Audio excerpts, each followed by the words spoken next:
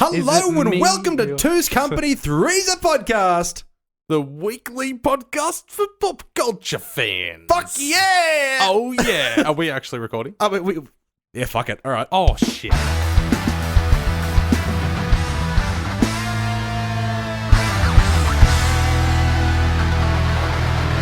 Yeah, I'm looking at you. gun You rack. didn't prepare one, did you? A gun rack, Stacy? Why would I need a gun rack?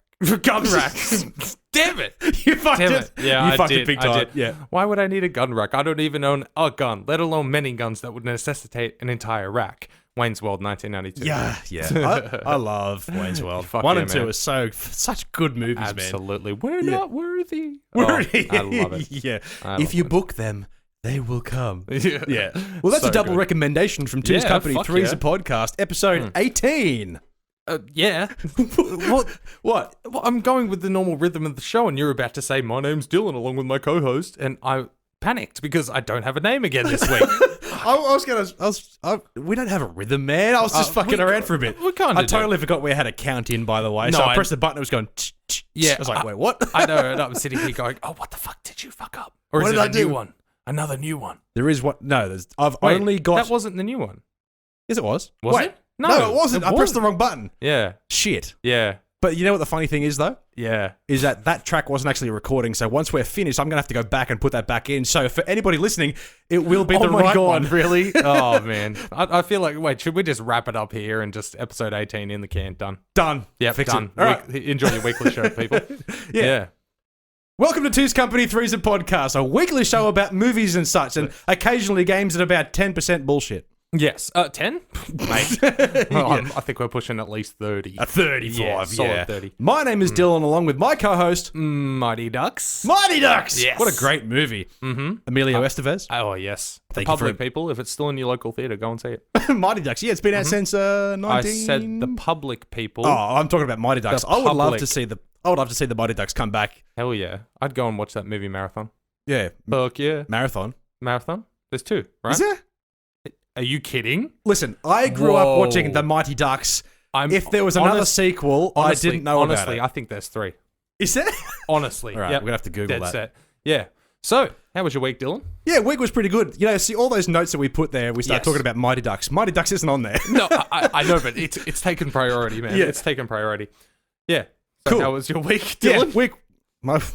My week is waiting until we do Look the at podcast. that. Mighty Ducks D2, the Mighty Ducks, and D3, the Mighty Ducks. Well, and Emilio Estevez is involved in all of... What's this 1996 one down the bottom there? Jeff Bennett. Jim Belushi? Mighty Ducks, the movie, the first Face Face Off? Off? But that's They're from... animated. Oh, Yeah. okay. I never remember mind. those ones. They were good. Yeah, they were all right, but still, no Emilio Estevez. Yeah, that's correct. All right, Yeah. people. Cool. How we doing? You're Dylan, struggling. how was your week? My week has been pretty crappy so far, up until this point. I don't know, man. The beginning of this episode is just like throwing me for a curveball. It's just Okay, all so over the are you place. familiar with Neill Blomkamp? I am. In what way? He is a director. In what way? Robocop. No. Oh. That's what this whole note thing at the top says, at the top, Yeah. at the list of our things that we don't write down, the things that we just think of off the top of our heads for the topics this week. Anyway, Yes. Neill Blomkamp is the writer and director of District 9. Okay. He also did Chappie. Oh, yes. Yeah. Of course. Yes, District 9. Yeah. South African film. Yeah. Delicious. It's fantastic. It is delicious. Yeah, It really they is, eat but- cat food and there's aliens and they're called the prawns and whatever else. Yes. And that kickstarted somebody's career, the main guy.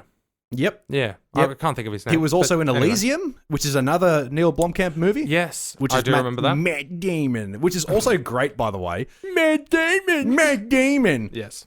The reason I bring up Neill Blomkamp straight away, because Of course. for someone like myself who's a big fan of Ooh. Robocop, the Yes. original 1987 Robocop is my most Yes. favorite fucking movie of all time. Neill Blomkamp was set to direct a direct sequel to that movie. Oh, that's why I got confused, Dylan. I'd heard that news, Yeah. but yeah, that's my bad. Yeah. Okay, yes. So District 9, he was really good at directing that. But anyway, So he posted on Twitter the other... You're trying to carry a I'm so conversation. sorry, dude. Yeah, no, you're Yeah. fine. So, Fuck. anyway, back Yeah. on track. Neill Blomkamp was set to write and direct a direct sequel to the 1987 Robocop, which was set to star apparently star Peter Weller again in the same Okay. role. Really? So that's actually really cool. yeah, the Terminator role. So it's Yeah. basically, 30 years later they were all bad dreams or they didn't happen, just a direct sequel. Oh, damn. Okay. I mean, going off that, thinking, Peter Weller's an amazing actor and he's a million years old now, but what they can do with motion capture, they could have done that fantastic. Absolutely. But he put on his Twitter. His Twitter? Twitter. What he tweeted on Twitter the other day. tweet, motherfucker. Off Robocop. I am shooting new horror/thriller and MGM can't wait /need to shoot Robocop now. Excited to watch it in fans with other fans. In theaters with other fans. Yeah, so he's announced that he's no longer doing Robocop because MGM, the film company, want to do it right now, and obviously they seem to be not giving him the time or something. What was it that he was currently working on? It literally just says, I am shooting new horror/thriller. Okay, so there's no indication as to what it is. Yeah. Okay, so timing's fucked up somewhere there, and MGM has just been like, look, They can you want do it this now? now. No? Okay, Yeah. cool. Yeah. Which- that's disappointing. Yeah, so I put this up on our Facebook the other day that it pissed everybody off going, well, we really wanted his version of Robocop because he would have been perfect. Yep. But now we're all excited to see what he's up to with his horror thriller thing. Fucking A. I mean, Yeah. if he's got a new project in the works that's an original work, absolutely. Yeah, fucking Bring it A. on. Yeah. Another thing as well that I think you'd be really interested in, and Yes. it's almost going to be an early episode recommendation of mine. I will get into another recommendation later once we do our recommendations. Once we're thirstier. Once we're thirstier. Yeah, we've got to build up to that thirst. Of course. Because we're going to be recording this in one foul swoop. We're going to be dry as fuck. Well, you've already seen from the start of the episode, I am just off guard this the whole Off thing. guard. Yes. Have you seen anything to do with a thing called Oats Studio on YouTube at all? No. Nothing. So this is Neill Blomkamp's short film studio. He writes and directs and produces pretty much all of these short films. Okay. I went and you can buy them on Blu-ray, but I'm pretty sure you have to order them. But they're all on YouTube for free. Okay. Wait, you can buy one short film on Blu-ray? No, so you buy the You buy Blu-ray a collection. The collection. Well, they're all together on the one disc. Pretty sure. That makes more sense. Every single episode or every single short film is a different story, but they're all based in some kind of horror, sci-fi, action thriller. So we've got the screen on. If you click this Zygote one there, Yeah. So Well, they're did all you want to short. just run through as well? There's a ton of these. yeah, he's The done heaps Escape, of them. Raqqa, Firebase, God, Serengeti. My bad. And he's even done like the Halo Landfall short. Okay. Everything here that it's a short film, Yeah. they're all fucking great. Okay. This one here called Zygote is my personal favorite because it stars Dakota Fanning. Oh, She's in a nice. facility and she's being chased by this big creature which like takes over dead bodies, and it's basically just a bunch of human hands just turning into this huge monster chasing her. right. It's like the climax of a horror film, but it's compressed into a short film. Like they could turn these short films Into extended films. full feature length. Wow. And they're so fucking well done. So anybody who's out there who's interested in really, really high quality action packed sci-fi thriller shorts, they're on YouTube called Oats Studio. So Oats like Uncle Toby's Oats. Oh. I'm not sure if the American listeners will get that. I don't know. But they're all really fucking good. So Okay. the fact that he's that capable and now he's off Robocop, it's kind of got me thinking, well, where's this going? Yeah, well, it also seems like he's an original mind. So, I mean, this whatever he's working on now, that horror thriller. I mean, you got to trust that it's going to be pretty good quality. Yeah, you'd expect it to be pretty So, good. were all of those short films animated? No, they're all live action. Oh, they're all. Oh, okay. I Yeah. got confused by the poster. Yeah, it looked animated, but fuck so yeah, that- man. Yeah, no, they're really, really fucking good. And one of them actually has Sigourney Weaver in them. They've all got like high caliber actors. Yeah. So Wow. yeah. Okay. No, absolutely fucking recommend nice into seeing, that. it's nice seeing a Hollywood director who obviously would have had his start doing short films continue to do that and continue to work on that. He's done a hell of a lot more high quality short films than he has done big budget. No, that's right. And that's why it's a shame about Robocop as well. Yeah. I mean, Coming from that kind of director, he would have been Exactly. perfect. Yeah. Have you seen Chappie? No, I haven't seen Chappie. Chappie is his downfall. Oh, okay. It's a really, really amazing concept, but it's ruined by horrible, horrible casting. Yeah, okay. So it stars, it's Hugh Jackman, for Yeah. one. He's great. He plays an Australian guy who's like, and Sigourney Weaver as well. So he stars in this Australian guy who's basically built this super mega robot. If you're familiar with Robocop, for the listeners out there, it's like the Ed 209 of this series. Okay. But if you look at the cast list on the screen there, you see the word ninja. Yeah. So this Wait, movie... Ninja as Ninja. No, not the streamer. No, Like- but I'm just saying, Ninja is that dude's name. Yeah, no, they play themselves in this fucking movie. The band, what are they called? Oh, God. Yolandian Ninja. What are they called? They're so bad. I have They're no a rap idea. group. Fuck. What are they called? Yolandian Vissa is the guy. If you just click on Ninja for a second, that'll bring up the name of the little rap group that they have. Okay. But it's fucking. Oh, you clicked on the character, not the actor. No, I didn't. That is the dude. Oh yeah, that's him. Diane Wood. Yeah. But they play themselves, and it's why? I don't know. What is the purpose of having them play themselves? The CGI is really good. The story can be good, but it's bogged down by these fucking idiots that they cast. Yeah, right. Okay. Yeah, I kind of really want to watch this now. I'd see. I want to know what Hugh Jackman was thinking. I would recommend watching this. Yeah. But just do your best to ignore the crap. It's so bogged down by this bullshit. I don't know what they were thinking with that. I see in the still for the trailer there, you've got Sigourney Weaver and Hugh Jackman, and I'm like, that's not bad. That's a fucking brilliant cast. Exactly. Yeah, absolutely. Yeah, right. Okay. Well, that sounds thrilling as hell. Yeah. Speaking of segues, this week we heard that Disney had confirmed that Ewan. No, I'll stop. stand by Ewan McGregor. Okay, Ewan. I've had multiple people outside of the podcast say, how did Dylan say that? Ewan. And I'd go, Ewan, and they'd be like, that's fucking stupid. Anyway.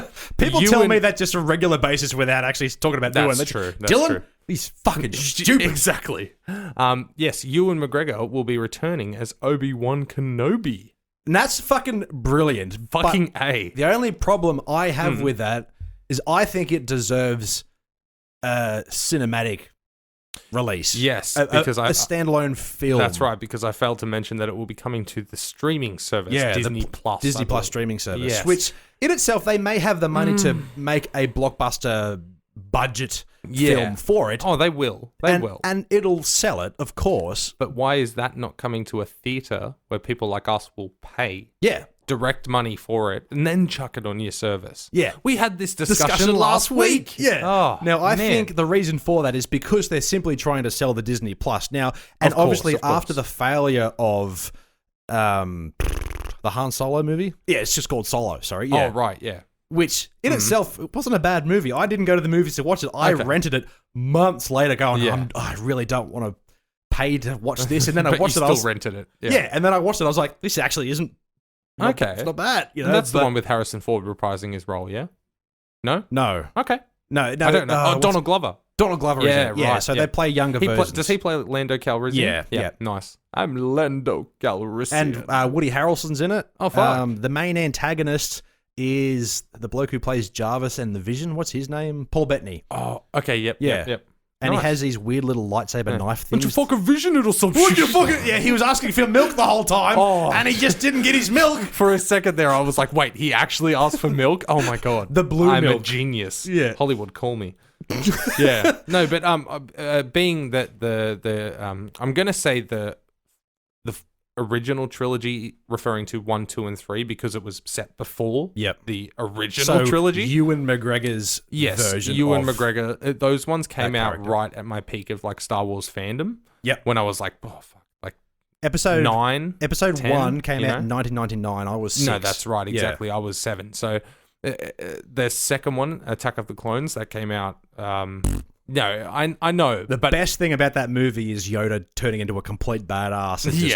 And I'll let you continue. No, of course. But I was just saying that second one in particular came out right when I was like, becoming a functioning, self-minded boy. Yeah. When I was like 10 or something like that. Yeah. So I was really into it in that. So seeing him reprise this role, I'm even keen for this. I'm the guy who hasn't gone to watch any of the new Star Wars movies because I really don't care about Star Wars that much anymore. There's nothing wrong with being a fan of those prequels? Yeah, prequels. No. And I think the reason that we like it so much is because these movies, yes, fair enough, they're marketed to people of all ages, but they're perfect for kids. Yes. And those movies with Qui-Gon Jinn, Liam Neeson, Darth Maul, fucking Samuel L. Jackson, Darth Maul, yes, obviously. Yeah.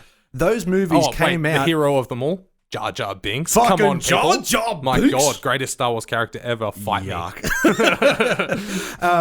know someone who actually has a life-size fucking Jar Jar toy. Fucking Jar Jar. Oh my God, like a life-size model. Yeah, I will pay $5 for that. That's all it's worth. I know, but that movie came out when we were exactly peak age, exactly, and that's why we've got that sort of that ever-growing love for it. Now, obviously, you watch it now as an adult, and us being podcasters now, we're somewhat critical of. Fuck that, I'm still just a regular played fan.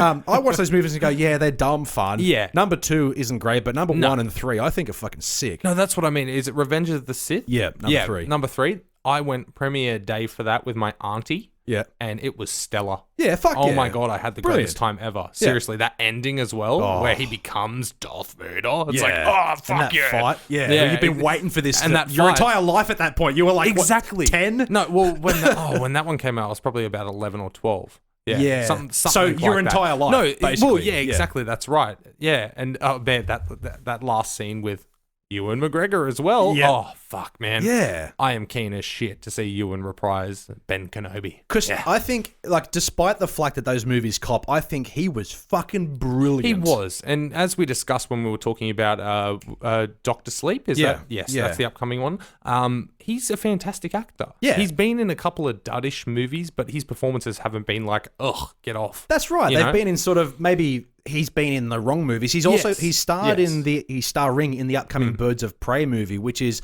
a DC spin-off. It's Harley Quinn. He's playing a villain called Black Mask.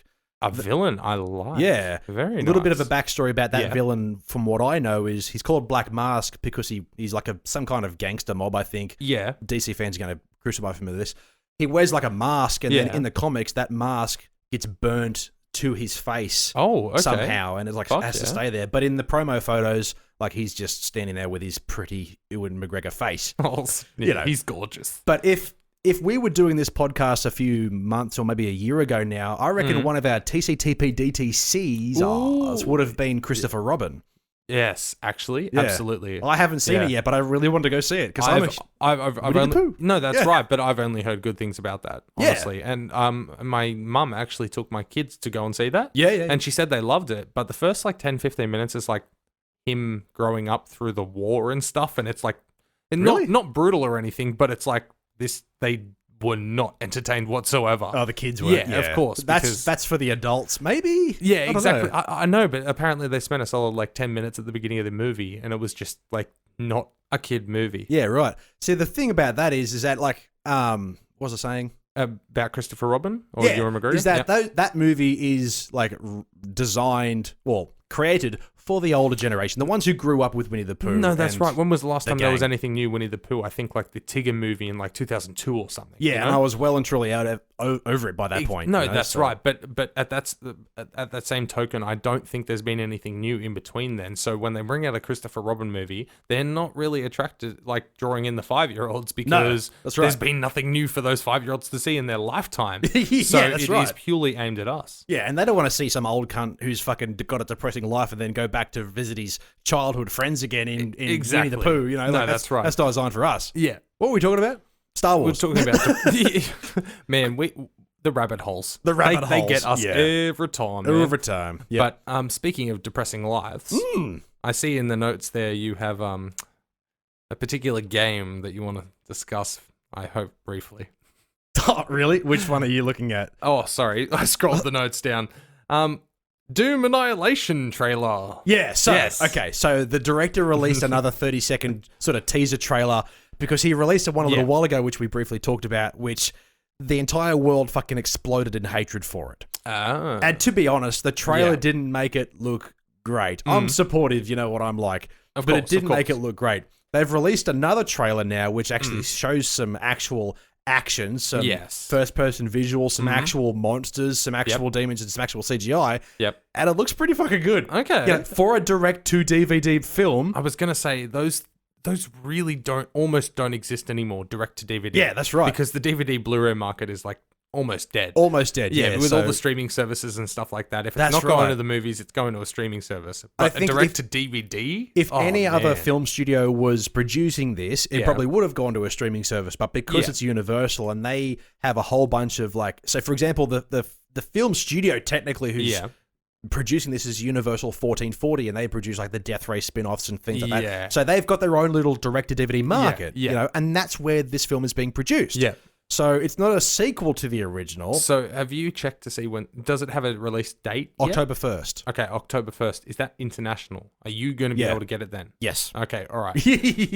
I want to watch it with you. Okay. Have you seen the other one? Have you seen the 2005 movie? Yeah. Oh, long time ago. Long time ago. But Yeah, no, I want to watch it with you because You want to see my live reaction to see whether I cringe or whether I cream. I want to see your live reaction because I honestly think I'm like direct to DVD. Oh man, this is going to be a piece of trash and he's going to be so disappointed. I want to watch you crash and burn. Yeah. No, I think like it's not going to be Hollywood, Yeah. but I think for a low budget, this guy's just gone out and got like it's Doom. Okay, Yeah, so that's right. You're sold straight up. Like Yeah. if I was a big fan of Death Race, I'd be excited for Death Race 18. Like Yeah, you know, that's like right. yeah, So, simple as that. I think well, it's like the crappy horror movies and the Hellraisers that we keep buying. You know, There's a million of them, but we watch them anyway. We know Yeah. it's going to be crap, but we like it. We want to watch it. That's right, yeah. But I genuinely think after this other trailer, yeah. like it's almost turned half of the people around on their Really? opinions. Yeah, because there's a lot of people who there's still this fan base is super toxic. Yeah, so of there's still course. people going, oh, burn it with fire, kill it before Yeah. you know.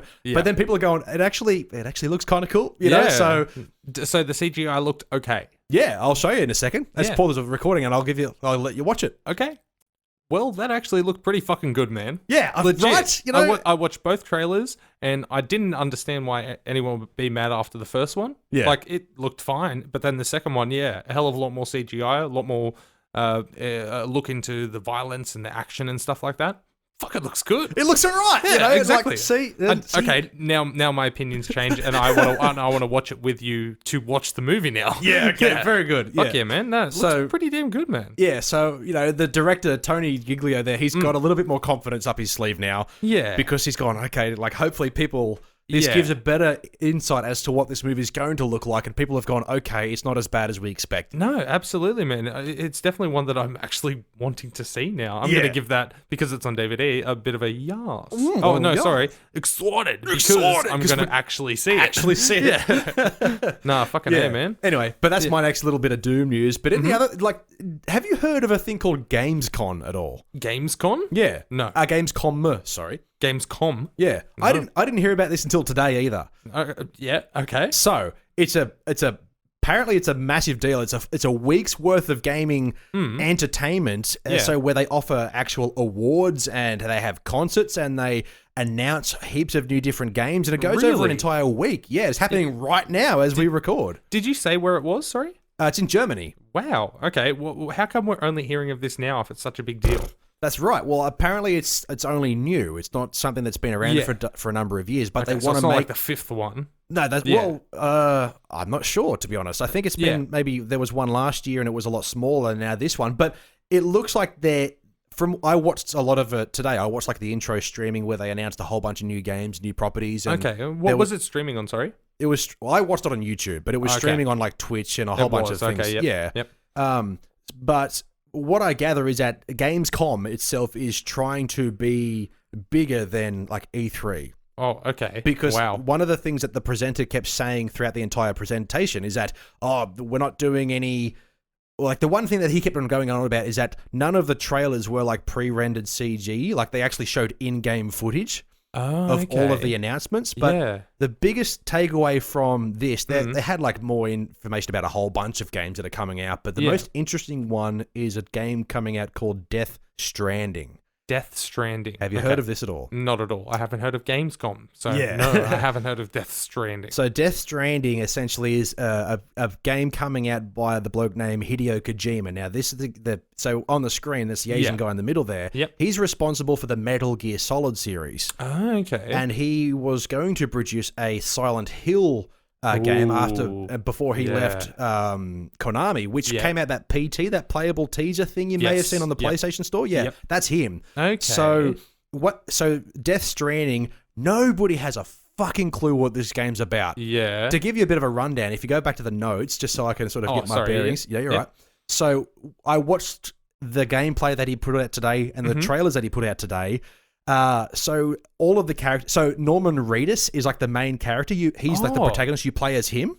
Wait, Norman Reedus. Yep. Okay. Guillermo del Toro is a character in it. What? Mads Mikkelsen is a character in this game. There's heaps of like cameos of like all these random people. Are they playing characters or themselves? They're rendered as themselves, but they're playing characters. Wow. Okay. That's just strange. Everybody carries around these sacks that have fetuses in them, like babies, and these babies are just equipment, and they're used to have some kind of access and connection to the world of the dead. So that way your character can see these monsters that are roaming around and fuck, man, nobody knows what the fuck this game's about, but I'm so on board. I'm so buying this when it comes out. What the fuck? Do you want to pause the episode and have it watch the trailer, or are you happy to go off that? Actually, yes. Okay, All right, let's do that. Pause this because I want to see fetuses. Well, now you've watched it. What's your thoughts on that? Are you disturbed for life now? What the fuck did I just watch? Yeah. I have no idea how to explain that. So you see Guillermo del Toro like just walking along carrying something, and then a wagon rolls by with fucking like squid fucking parts on it that like falls off. I don't know. Yeah. And then all of a sudden he plugs into the thing that he's carrying and it turns out it's a fucking fetus with an actual baby in it. Yeah. And the baby becomes alert and opens its eyes and he looks down a tunnel and then there's some soldiers coming along and the soldiers are plugged in together and he takes off his night vision goggles and they fade away and then he's like and points and sends his soldiers who look like skeletons and they run away and then old mate like breathes a sigh of relief and grins. I don't know what the fuck just happened to me. Yeah. So I feel impregnated. He fucked my mind. He did fuck your mind. I don't get it. Yeah, so I don't think anybody does, but that's the beauty of it because he hasn't. My God. He's only released a few things, and there was a lot of detail he released today about the fact that the babies in these trailers are actually like part of this scheme to be able to contact the dead or some shit like that. I don't get it. And that like they're actually equipment and they only last like a few years or something, and then they die, and then they have to get another one. But it's fuck. Yeah, but where did they get them? They get them from what they call still mothers. Oh, are you being serious? Yeah, so the trailer today was like still mothers. I thought it was baby fetuses are us. Baby fetuses are us. Half price fetus buy 2 for 1. Yeah, they don't last long, so you may as well stock up. Yeah, may as well get triplets. Yeah, that's right. So just store them in your backpack and off you go. But expiration date 2 years. But yeah, so or until you drop it down the stairs. Yes, schmishmoshman. All right, carrying on. So nobody knows what the fuck is going on, but because of the mysteriosity of it, if that's even a word, it is now. Mm-hmm. I'm keen. Yeah, I know you struggle to play anything outside of Fortnite. So no, that's right. But at the same time, eventually we have planned for the YouTube channel a particular series, which I'm excited for. Yeah, if this is out, then chuck this on my list. Yeah. And you will just see me swearing at babies the whole time. My understanding... Recharge, motherfucker. As far as my understanding goes, I'm pretty sure it's only on PlayStation. And the reason... It looked like... Yeah, I think it's a PlayStation exclusive, yeah. Yeah, so that'll be something that you're comfortable with. So that's coming. No, exactly. And I know how to use the PlayStation buttons to the best of my very poor ability. Yeah. But no, Gamescom, was there any other news out of it other than Death Stranding that you took that was exciting? Well, not so much exciting because a lot of the games that they announced were fairly low scale. There was like a new...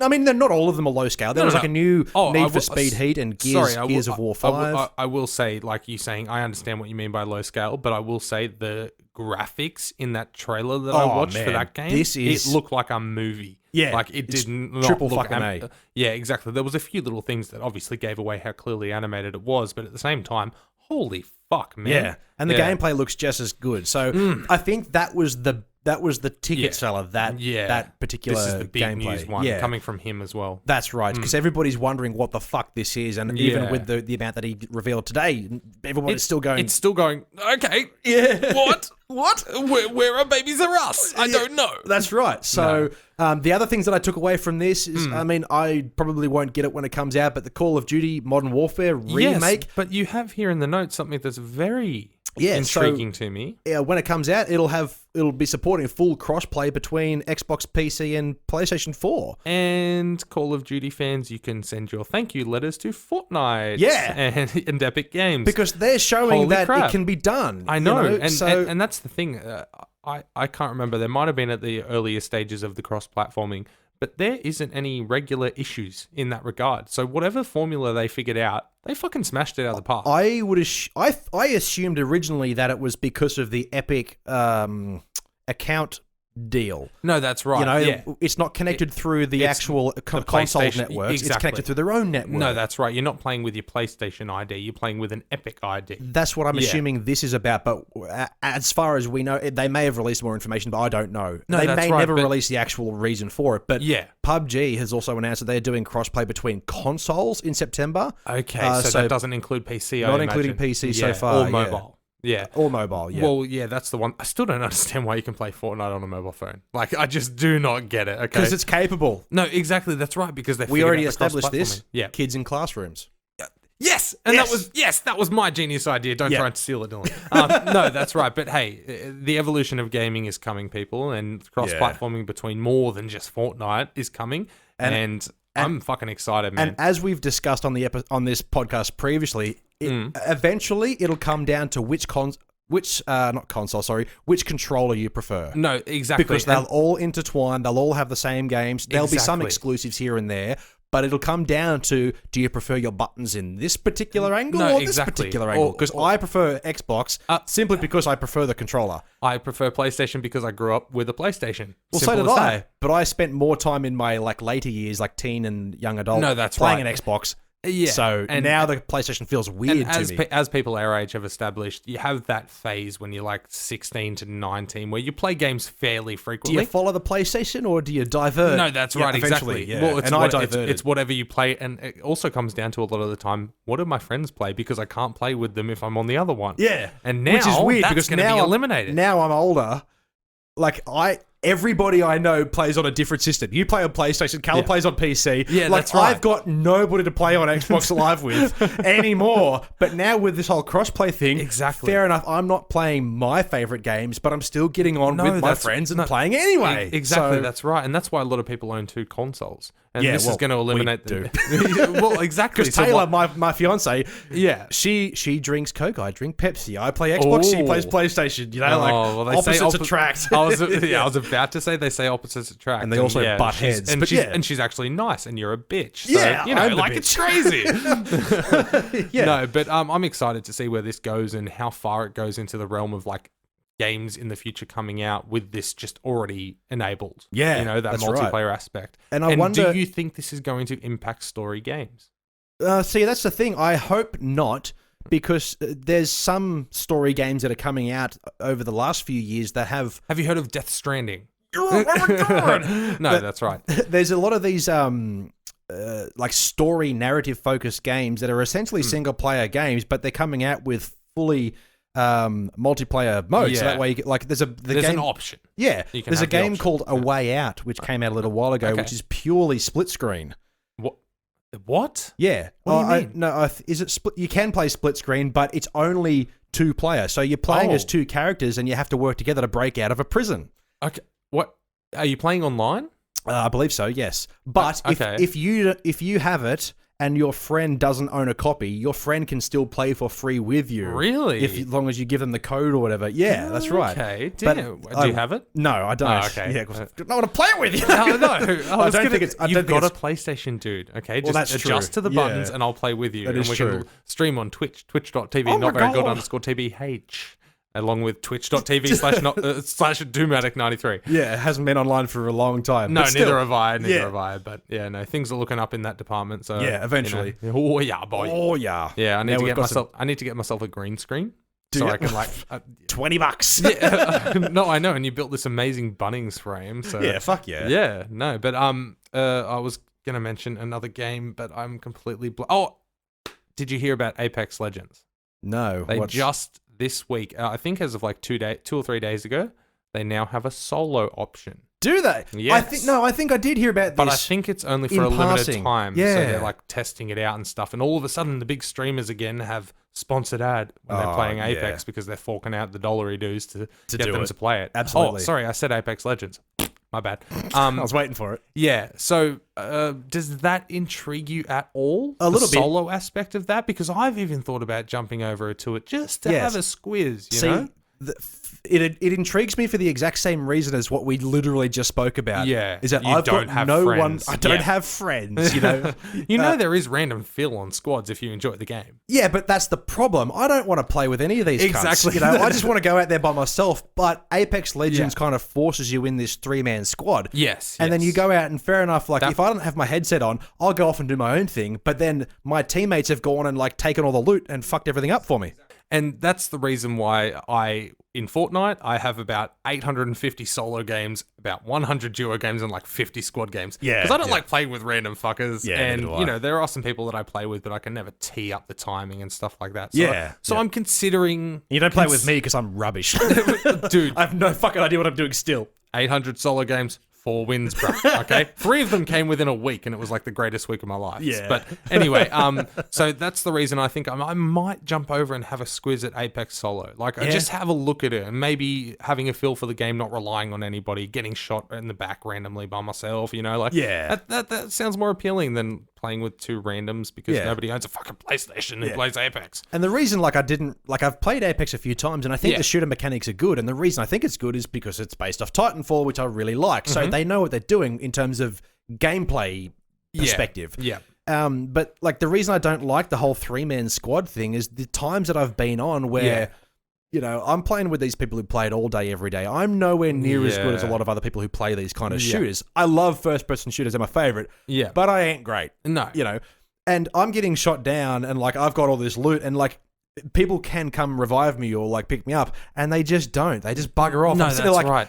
I've got my headset. I'm going like, guys, can you help me out? And they go, it's like, oh, fuck. No, that's right. And I've had that problem in Fortnite as well with snippy fucking 12-year-old little smart ass little cunts. Yeah, exactly. Who literally like half the squad will ping here to respect land. your elders. Come pick me up, boys. I said that once to like a 12-year-old, and he said, "Fuck off, cunt. I'll fuck your mum." And I was like, you know what? I'm leaving because it hurt my feelings. You could literally say, mate, I could literally fuck your mum and it would be legal and she would probably be liking it. Okay. All right. I don't know about that, but yeah. Anyway. Yeah, I know. I'm like, dude, just censor this whole section, man. It's just not J-rated. But no, that's I've lost my train of thought, man. I keep thinking about disappointing women now. I was about to say talking about fucking people's mums, but you're just talking about disappointing their mothers. Speaking of fucking people's mums, There's see here new Dave Chappelle comedy show. I did see that, and I'm excited for that. I've only seen I think 2 of his specials. Yeah, but man, he's fucking hilarious. I watched one recently on Netflix, and it was so good. No, I know, right? Yeah. I mean, the most recent one I watched, I can't remember the name of it for the life of me, but he opened up saying that he said the punchline to a joke and then said, I'm just going to throw that in as a punchline, just randomly, and you guys will not expect it, and it will be the funniest fucking thing of the night. Yeah. And he literally just said, like, and then I punched the bitch, and that was the punchline. And then he just went on his way telling his stories and stuff like that, and then just out of nowhere, he's telling this story and ended with, and I punched the bitch, and it was like a standing ovation. Yeah, people just erupted. He's so fucking innovative, man. Like, no, I'm actually excited to see this, man. I assume Netflix. Yeah. So I'm just trying to look it up now to see exactly. I think. Oh, okay. So yeah, I think it's no, surely not. It's not just called Dave Chappelle. Potentially, that's an older one, I think. No, yeah, I do know that he's announced something new. I just can't find.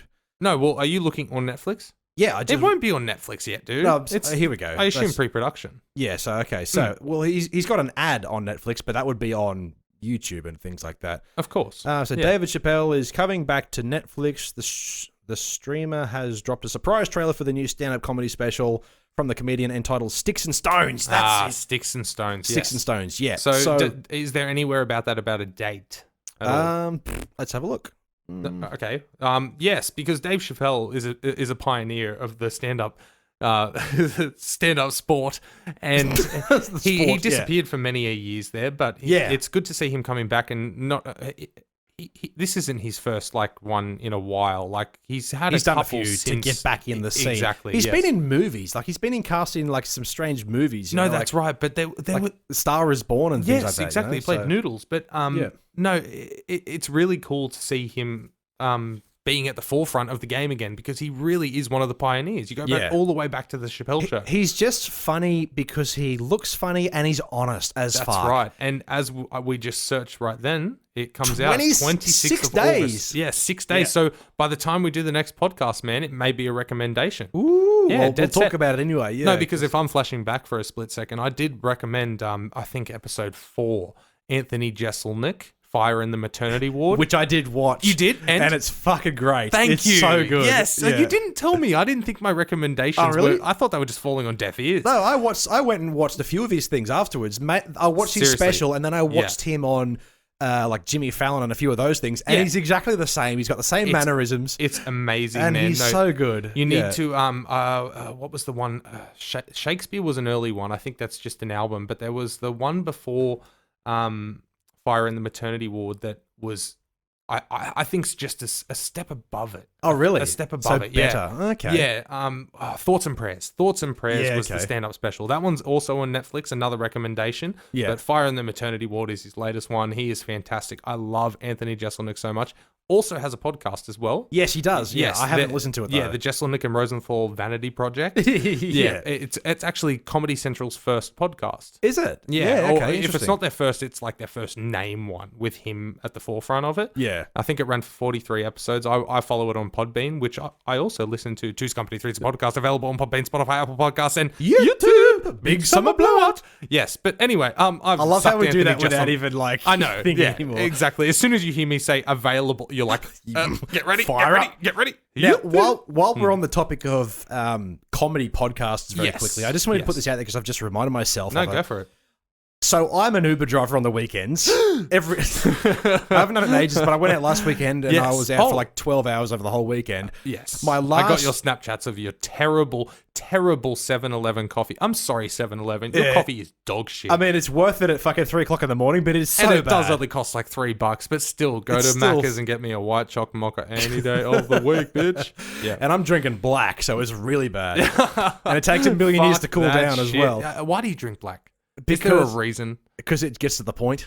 It gets to the point. You drink coffee with milk, and you have to shit like a minute later. Black coffee doesn't happen. Yeah. Just saying. And also, you're like, it has extra sugar I don't need. Well, the milk isn't so bad. I don't put sugar in regular coffee. I like just the milk doesn't make me gurgle and whatever else. So why are we talking about lactose intolerant? No, it's literally everybody does it. Like they have coffee and then they have to shit like half an hour later. No, I don't. You don't? I think I've built up a tolerance where I have like 3 coffees and then I'm like constipated.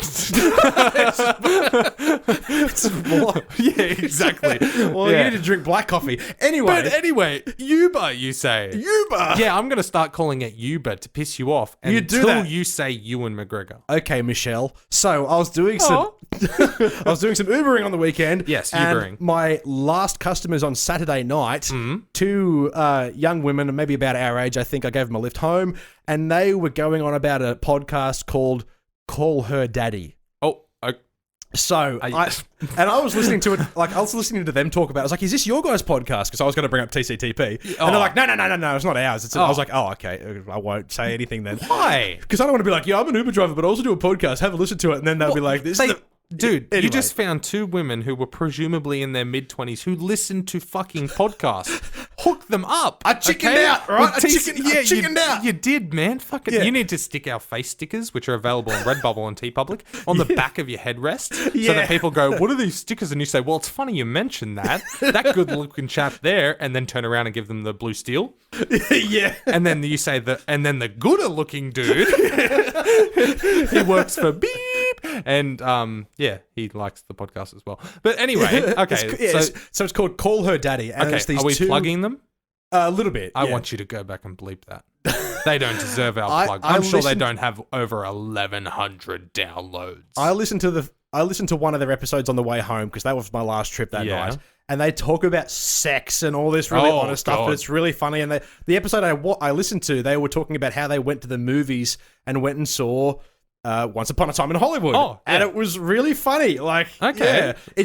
It's not for blokes. Oh, It's okay. completely honest and irreverent for Are women. they Australian? No, they're American. Oh, okay, right. So it is actually probably their job and they're successful. Most likely. But I I don't know also about that. know of another podcast that recently went and saw Once Upon a Time in Hollywood. Oh! I know. It's not that time yet, I don't think. No, I not think we've yet. still got a few more notes to cover. Yeah, we've got a few more. But anyway, speaking of Chick's podcast, Kevin Smith has announced a He-Man Masters of the Universe animated series on Netflix. Did you ever watch He-Man Masters of the Universe? I've only seen clips and Yeah. then seen pop culture references throughout the years. This is well and truly before our time. Oh my good lord, yes. When I saw it in the notes there, I was like, are we really going to try and talk about this? Well, not for long. Okay. Yeah, see, Kevin Smith. Kevin Smith, I though. love me some Kevin Smith. Well, that's why I put it in there, because No. I like Kevin Smith. I really like Kevin Smith. Exactly. And he's... do we know when the Jay and Silent Bob reboot comes out? Sometime later this year, I believe. Yeah, I was going to say, because that is TCTP DTC 100%. material all day, man.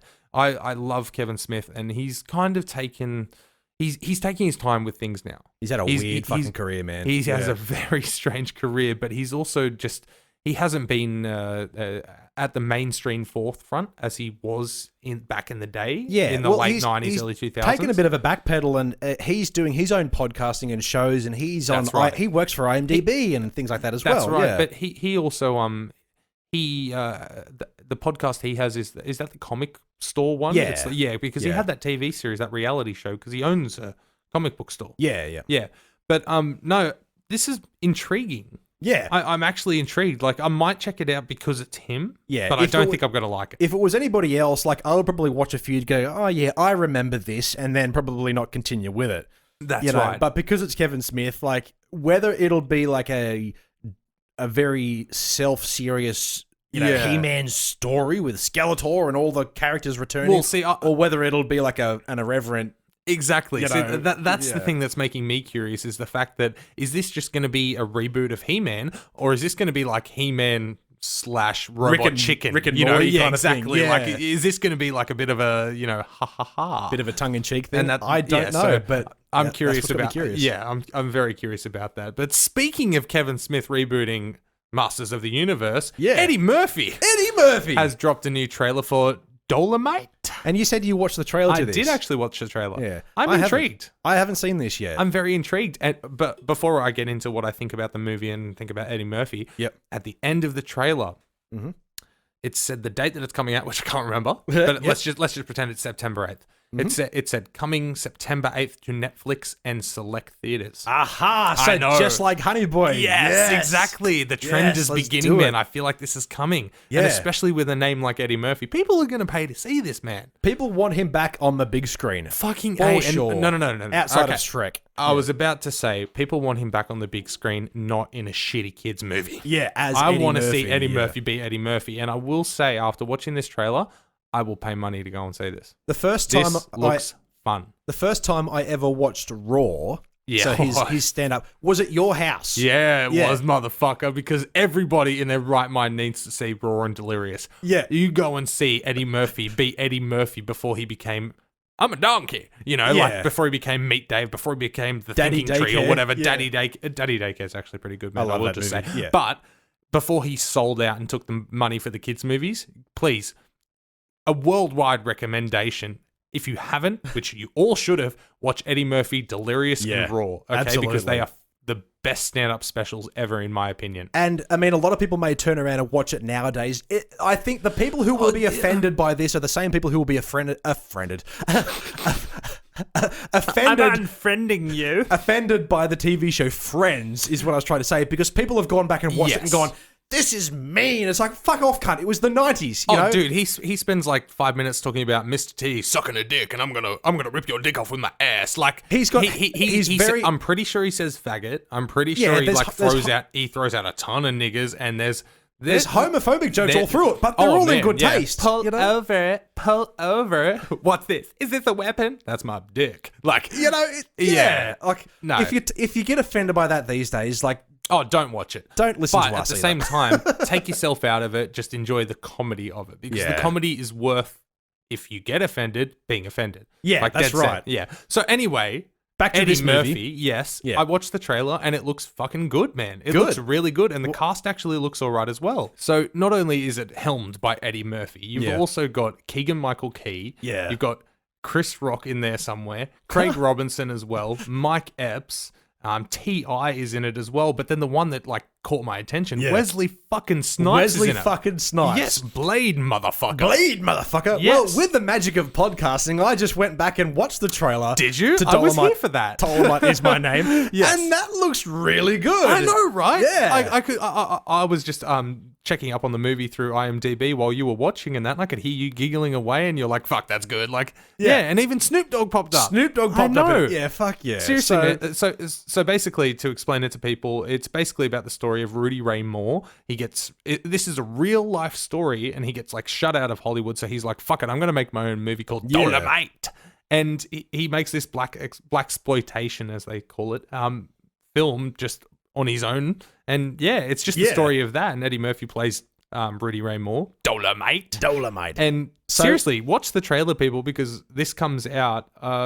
It actually doesn't have a date, so that just was awkward. 2019. It says there. Yeah, exactly. But the thing the only thing I could really think of while watching the trailer is it makes me want to go back and watch the original Dolemite from 1975. No, that's right. I want to get a feel for that first. Yeah, before I watch this. Yeah, you know? exactly. Because I wonder if Netflix will bring that out. Maybe. Because this is a Netflix film. Is it? Yes. Are you sure? Yes, because at the end of that trailer, did you notice? It does say it on the poster there too. Yeah, no, that's right. But it does also say that the trailer, select theaters, this fall, blah, blah, I would blah. highly doubt this is going to come to any cinemas here in Australia. I don't know, man. It's Eddie fucking Murphy, man. And this trailer seemed to have gained some traction as well. Well, if it does come to the movies, I would happily do a TCTP DTCR for this. Fuck yeah, man. Yeah. Well, it's currently the 16th most clicked on movie on IMDb right now. Wow. So it's up there. Like, like it's quite exciting to see Eddie back in a role that actually, well, in the fucking trailer, he's there going, I just want to like chop motherfuckers, and like it's irreverent. He's swearing. Exactly. So it's definitely not made for kids, and he's definitely not going back to his kid friendly, it will appeal to all ages kind of thing. He's doing what he knows he loves. Exactly. This just reminds me of Eddie Murphy's stand up again. Yeah, so I'm just so perfect excited jumping about off point to reboot his career and come back into the mainstream. Exactly. And in all honesty, if he does that through Netflix, I'm okay with that. I'm cool. I mean, Adam Sandler, they haven't been fantastic, but he's still got a career because of Netflix. I haven't watched it yet, but I heard that murder mystery, that most recent one, was not bad. I watched half and fell asleep, but I was tired. I was tired. Okay. It wasn't so you can't bad, say you got bored and just fell No, asleep. of course not. But that one, what was it called? Just Murder Mystery, I think. Yeah, and it had Jennifer Aniston as well. Man, Netflix is legit. Just even off the money they can spend and the people they can get, but. Yeah, there's a reason you don't see Adam Sandler in theaters, because he's exclusively on Netflix. Why would he now. bother? Exactly. I mean, most of the movies he released in cinemas over the last 10 years, they've all bombed commercially and critically. Yeah. But his Netflix numbers are through the roof. No, people that's are right. actively watching his movies. Well, see, that's the thing. I see a Netflix exclusive pop up, and the Do-Over or something like that. I think with David Spade. Yeah. I watched that. I would not have paid to go and see that in the movies, but I clicked on it and I watched it. It's actually not bad, man. And Grown Ups and Grown Ups 2, those movies are good. They're enjoyable. They're not perfect movies. Nah, I don't like them. I do. I'm not a huge fan of those ridiculous ensemble casts where everybody's trying to be the funniest. See, I don't mind that because I get it. I get the competition. But also, I think it mostly stems from the fact that I fucking hate Kevin James with a passion. Oh, do you? I hate him, that fat bastard. Look at me, I'm fat, so that's funny. No, fuck off, cunt. Yeah. You go enjoy Melissa McCarthy in the fat line, you fat fuck. Yeah, sorry. I like Melissa McCarthy. No, that's fine, and I get the appeal, but they are two people who rely solely on their weight for humor, and I hate it. Rebel Wilson, you're not. You're there. You're there. You're ahead of Melissa McCarthy. I was going to say, I'm so sorry. I really genuinely meant Rebel Wilson before Melissa McCarthy. Oh, okay, because Melissa McCarthy, she lost a bit of weight for a while. No, I was going to say, sorry. Yeah, dude, can we censor that whole section where I'm just like, you fat cunt? Oh, you just fat shamed big time. No, don't say like that. No, I will. Yes, Kevin James, you fat fuck. Rebel Wilson, you fat fuck. Melissa McCarthy, I'm sorry. You're good. I'm taking that back. I apologize. Yeah, you're actually she's quite good. funny. See, she started off doing that, but then Yes, she's she did. gotten to the stage where she's actually relying on her humor now, and she's funny. No, I definitely get the whole Kevin James thing. Yeah. Like, he played like a UFC fighter at one point, and he's like here comes the boom. I paid money to I haven't watch that. seen it. Like, I get what you mean by that. can't I remember don't mind him like in those mindless comedies, but I definitely get what you mean by that. Yeah, exactly. It's just not my kind of humor per se, but that's just me, you know. And there was a scene in Grown Ups 2 where they're lying in bed, and then all of a sudden, like a deer or an antelope like pees on him in bed. I thought that was just like next level dumb. Like this movie's pretty dumb to begin with, but that scene was like, was that Grown Ups? 2. Yeah. Yeah. Do you want to go back like a minute where you said, I like those movies? No, that's not, like good. what I'm saying is I like everything around that scene. And that's that how scene. you sounded, by the way. Exactly. Yeah. What was it that Taylor said? I love it. Yeah. But anyway, speaking of antelope peeing on beds and stuff, G.I. Joe movie. There's going to be a spin-off. Yeah. Based on the one character who doesn't talk and like is fully covered from head to toe in costume. Which one's that? Snake Eyes. Oh, shit. So how the fuck are they going to base a movie around a character that doesn't talk? I mean, I don't know why these G.I. Joe movies exist in the first place. Have you seen them? No. They are fucking garbage. No, but I remember the first one because it came out while I was at the video store. So I saw that trailer with Channing Tatum, I believe, shoved down my throat 18,000 times. Marlon Wayans, one of the Wayans. Oh, right. One of them. Yeah. Oh, speaking of, just a quick sidebar, did you see the new movie? Sextuplets? Oh, what the fuck? I saw that. I got the email for it. He's trying to do the whole Eddie Murphy back in his career thing. Time. He plays the same character big in like time. He plays 6 fucking characters. Yeah. I don't mind Marlon Wayans. Have you seen Ghost Bastards? Yeah. I like that movie. It wasn't bad. But Marlon Wayans has done more good than bad in my opinion, like through what I've seen of him. Yeah. And then when I saw that, I went, yuck. Why is it my number one suggested? Fuck off. Yeah, Netflix, you know me, man. Yeah. We've been together long enough. You should know me better. No, but see, that's the thing. I've been with Netflix long enough. It knows I like those shitty fucking comedies. That you like Adam Sandler? Exactly. You like this? Exactly. You've got a 99.9% match for this movie. And I'm like, oh, I hate you because I'm going to watch it. Yeah. But anyway, so that's a piece of crap that I'm probably never going to watch. Speaking of pieces of crap, I'm so going to watch it this week, dude. G.I. Joe's spin-off. Yes. It's starring the guy from Crazy Rich Asians, Henry Golding, his name is. Yes. But does anybody care about G.I. Joe? Dude, did anybody care about G.I. Joe back then? When was the last time anybody actually invested time in fucking G.I. Joe? Well, that's Legit. what I mean. Like there's been 2 movies and they were both dog shit. Wasn't the last one fucking ages ago as well? Yeah, it had The Rock in it. Yeah, and I was going to say. Channing Tatum's character died within like the first 5 minutes. Yeah. That's amazing. He was like, I don't want to be in the main this. dude, and then all of a sudden The Rock comes in and is like, I'm just going to curb stomp your ass. That's fucking awesome. Pretty much. Yeah, I have no idea who Henry Golding is. I just looked him up and I'm like... He's just a very handsome Asian man. Oh, he was in A Simple Favor. Have you seen A Simple Favor? Yes, I have. He was the boyfriend. No, the husband. Oh, he was too. Is he Kiwi? No, I know he's Asian, but like, do you know what I mean? Like Malaysian. He's from Malaysia. Okay, but, all right. like, So that in can the mean middle. anything. Yeah, in the middle. Yeah, that's right. Yeah, New Zealand. Yeah. But anyway, no, Yeah. I have zero interest in G.I. Joe. Yeah, neither do I. regardless. Fucking kill these movies. Do you want to know what the last G.I. Joe episode I watched was? Episode? Yeah. Well, okay. I didn't know there was a TV series. It was a community episode where they did a G.I. Joe special that was completely animated, and I just Really? rewatched it, and it was fucking fantastic. Yeah, right. But I don't want to watch G.I. Joe. Yeah, no, I'm happy to watch the things that rip it off. Okay, for any community fans out there, it's a future recommendation because it's fucking amazing. But this episode in particular was genius, right? Because the entire show, it just starts off like a G.I. Joe episode, but they've got the community characters involved in the episode. Yeah. And you find out as it goes along, like, why this is happening. Turns out the main character, this is the most serious community ever got. The main character was in a coma because he overdosed on whiskey and pills because he turned 40 and was like midlife crisis. Wait, you know, you say main character. I've seen the first 2 seasons of Community a long time ago. What's his name? Joel McHale. Yeah, he's really good in a lot of things. So it was his character. This is like the greatest thing he's ever done. He's phenomenal. But yeah, no, that's what I mean. Out of nowhere, they have this like childlike friendly G.I. Joe episode, and it's because he's in a fucking coma dreaming it because he tried to kill himself. It's like it's like the most serious ever got. That show goes to so many different levels, doesn't it? It's Dan Harmon, man. Dan Harmon is like a prodigy in regards to that. Anyway, so G.I. Joe, Crazy Rich Asians, New Zealand Asians. Nah, I'm good. pass. Yeah, that's a preemptive pass. Yeah. There's no reason for that. The Rock couldn't save it, so No. I mean, Henry Golding's not going to fucking save it either. Yeah, I mean, Just saying. it might be great, but I don't care. No, and I seriously have no interest in it at all. Cool. Speaking of G.I. Joe spin-offs, Oh have you heard of The Morning Show? No. Okay, well, if I can just get you to pause the podcast for a second while I just look it up. No, we're doing this live. All right, cool. Sorry. Ignore that happen, people. The Morning Show. Steve Carell, Reese Witherspoon. Wait, have we talked about this already? No. No? No, I Okay. literally... Okay, the more I'm having to carry this conversation, which is the point because I brought it up, the more I keep getting distracted and not typing it into my thing. Yeah, see, I'm recording. You can look it up. No, that's right, exactly. But The Morning Show, Jennifer Aniston as well, Reese Witherspoon, Steve Carell. I watched the trailer for it. I believe there was... there is a full-length trailer now. Okay, now can we pause, Dylan? What do you mean, pause the trailer? Wait, pause the podcast.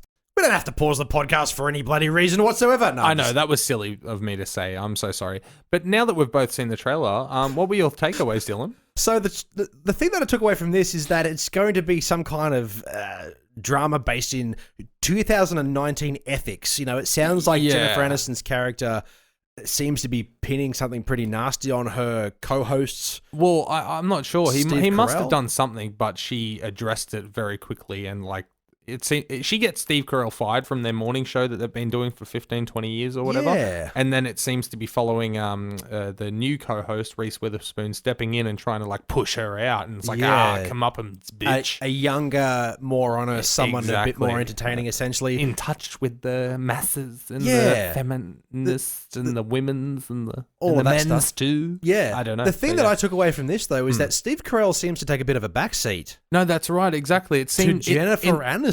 That's right. In the first trailer that I saw, it was just like a brief one. It was both of them, and then Reese Witherspoon at the end, kind of thing of that trailer. That one, he's in it, getting fired at the start, and then he's just briefly in it at the end. Yeah, but he's still listed as the third main cast member. But no, it just seems like something interesting. But the biggest takeaway for me was Apple Plus TV. So this is an Apple Plus exclusive show. So this is them branching to something that seems mainstream, you know? Yeah, so this is their attempt at having a streaming service. So it'll be a while before I watch this TV show. That's right. For sure, I don't illegally download anymore, and I have... it's a decent cast. It's a somewhat okay storyline, but... I really like Billy Crudup, sorry, and Mark Duplass. I've always called him Billy Crudup, but anyway. Crudup. Yeah, I'm joking. It's Crudup, dude. Is it? Oh, I don't know. Ewan McGregor. I don't know. Man, we're not great with names. He was in Justice League with a fork. Anyway, Reese with a fork. I saw that. Anyway, and Mark Duplass, you mentioned as well. They're both really good. Yeah, no, that's right. Billy Crudup in particular. I saw him pop up in the trailer and was like, "Fuck yeah, I know that voice." He was Dr. Manhattan in the Watchmen movie, and he was also the Flash's dad in Justice League, and now he's doing this. So he's done upwards of 3 things. He's done a lot of weird roles. Like when you see him, you go, "It's that guy," but you don't see him often. No, that's right. He's the Mark Strong of Yes, that's right. Man, Mark Strong. I know you're listening, mate. Keep it up. Keep it up. Yeah. But anyway, moving on. Cool. Did we have theme music for the next segment? No, that's right. I sent you a demo of but we do. Wait, no, am I doing it? No. Well, one thing. Before there's still news. There's one thing that's got me interested in here on the list of things that we have is Jack in the Box. Yes. Now, I didn't put that on the list, but I did. Care to elaborate what that is? Okay, Jack in the Box. It was a trailer my sister sent me through Facebook, and it's a very indie horror movie about... Can you guess? Is it about clowns? Well, no, it's about the Jack in the Box. Yeah, well, I got that, but... Okay, continue. Yeah, I get that a Jack in the Box is generally a clown. Well done, Dylan, you figured it out. Yay! But the Jack in the Box comes out next year, and it's so indie that the trailer is all over Facebook. Well, not all over. My sister found it and sent it to me. Right, because I went onto IMDb, which is the most safe and secure news website ever for movies. And the trailer, and the trailer isn't on there yet. But it was basically in the trailer, some dude was digging up a Jack in digging up the ground. Yep. And there was just this big ass old, probably I'd say 1 meter by 1 meter fucking box. Yeah, right. Had a big crank on the side of it and shit, and they do it, and it's this creepy clown and shit, and then all of a sudden the creepy cat comes alive and eats people and shit. That sounds wicked. I know, exactly. She sent it to me and I was like, fuck yeah, immediately when I looked it up, and it's coming out sometime next year, no official date. Very indie, but So man. from your synopsis, Yeah. we both like Terrifier. Yes. We both like Killer Clowns from Outer Space. Yes. We both like the bad Hellraiser movies and Yes. all of those things. So and the bad. I'm It. talking about bad, like low budget. Oh, okay. Indie I thought we were movies. talking about clowns, but Well, well, I mean, we definitely No, like yeah, Pennywise, yeah. But I'm going off like the really low Yes, budget yes. sort of schlock horrors. yeah. This looks exactly like that, and I'm so excited for All right, this. this is going to be a very first ever TCTP DBR because we're going to get the Blu-ray of this and we're going to sit down and watch this motherfucker and review it because, the Jack in the Box. So if you can find the trailer, I assume it would be on YouTube for sure. Yeah. Look it up because it just looks fun and freaky, but Hectic. actually doesn't look that low budget. Okay. Yeah, it interesting. actually it didn't seem like a schlocky movie. It actually, the trailer was pieced together really nicely. Yeah, okay. The Jack that's in the box, ignore that. It Yeah. looked creepy as fuck, man. Okay. Yeah. I'm really No, interested. so- I'll be looking the that up Jack after in the the Box. show. So keep an ear out for that, and I'm looking forward to when that actually does come out. Yeah, very good. Well, that Is- sounds interesting, Yes. but we do have a segment. I suppose it's time for that. Yes. Are you ready? Do you want me to do what I No, did? no. We're doing Yours with Harsh, right? Oh, I thought, are we doing that or TC? Oh, let's do that first. Yeah, Okay, sorry. all right, Okay, no, yeah. I don't have a sound for that. No, that's right. Do you want me to do what I said you? Yeah, do it. Okay, all right. Coming at you fresh, coming from afar. It's TCDPDTCR. I can't believe I remember that. I literally haven't said that since I said that to you. Fuck yeah, people. That's some theme music. Yeah, well, All where is it? Hold on. Oh, right, you're going to fuck it up. Hey! There it is. Yes, so TCDPDTCR. This week, we got to see the one that we said we were going to see last week. Yeah, which was Once Upon a Time in Hollywood. starring Leonardo DiCaprio, Brad Pitt, Margot and Robbie. Margot Robbie, of course. Al Pacino's in there for a schmidge. Yep, for a little bit of a smidge. Yeah. This movie, like overall, you have to prepare for it because it's Tarantino. You can't Yes. I don't believe this is the kind of movie, or any of his movies, that you kind of can just sit down without being familiar with what he's done previously Not and at go, okay, you kind of have to sit through a few of these to understand what he's going for. No, that's right. I don't think this was his strongest film, but I No. do think, from memory, I haven't seen a lot of his movies in a long time. Yes. But I feel this was one of his funniest, his most lighthearted, and easy to follow films. I was going to say, that's the thing. I got told beforehand by a close friend of ours that it was a bit confusing and hard to follow. Yep. There are a few cutaways to moments that have happened in the past and things like that. Yeah. But it's a very simple storyline. Yeah, it that's really what I mean. is. But it also follows the three characters, and they're in a sense, there's two of the characters. So Brad Pitt's and Leonardo DiCaprio's characters, They're exclusively linked. Well, they have their own separate storylines running simultaneously. Exactly. And then Margot Robbie's character of Sharon Tate, who's doing her complete. They only connect at the very end. Spoiler alert. No, that's. But yeah, it's not your typical, really dark, gruesome, confusing, hard to understand Tarantino film. It's a light-hearted comedy which you can eat popcorn to. Exactly. That's right. And the key thing for me there, you said the gruesome.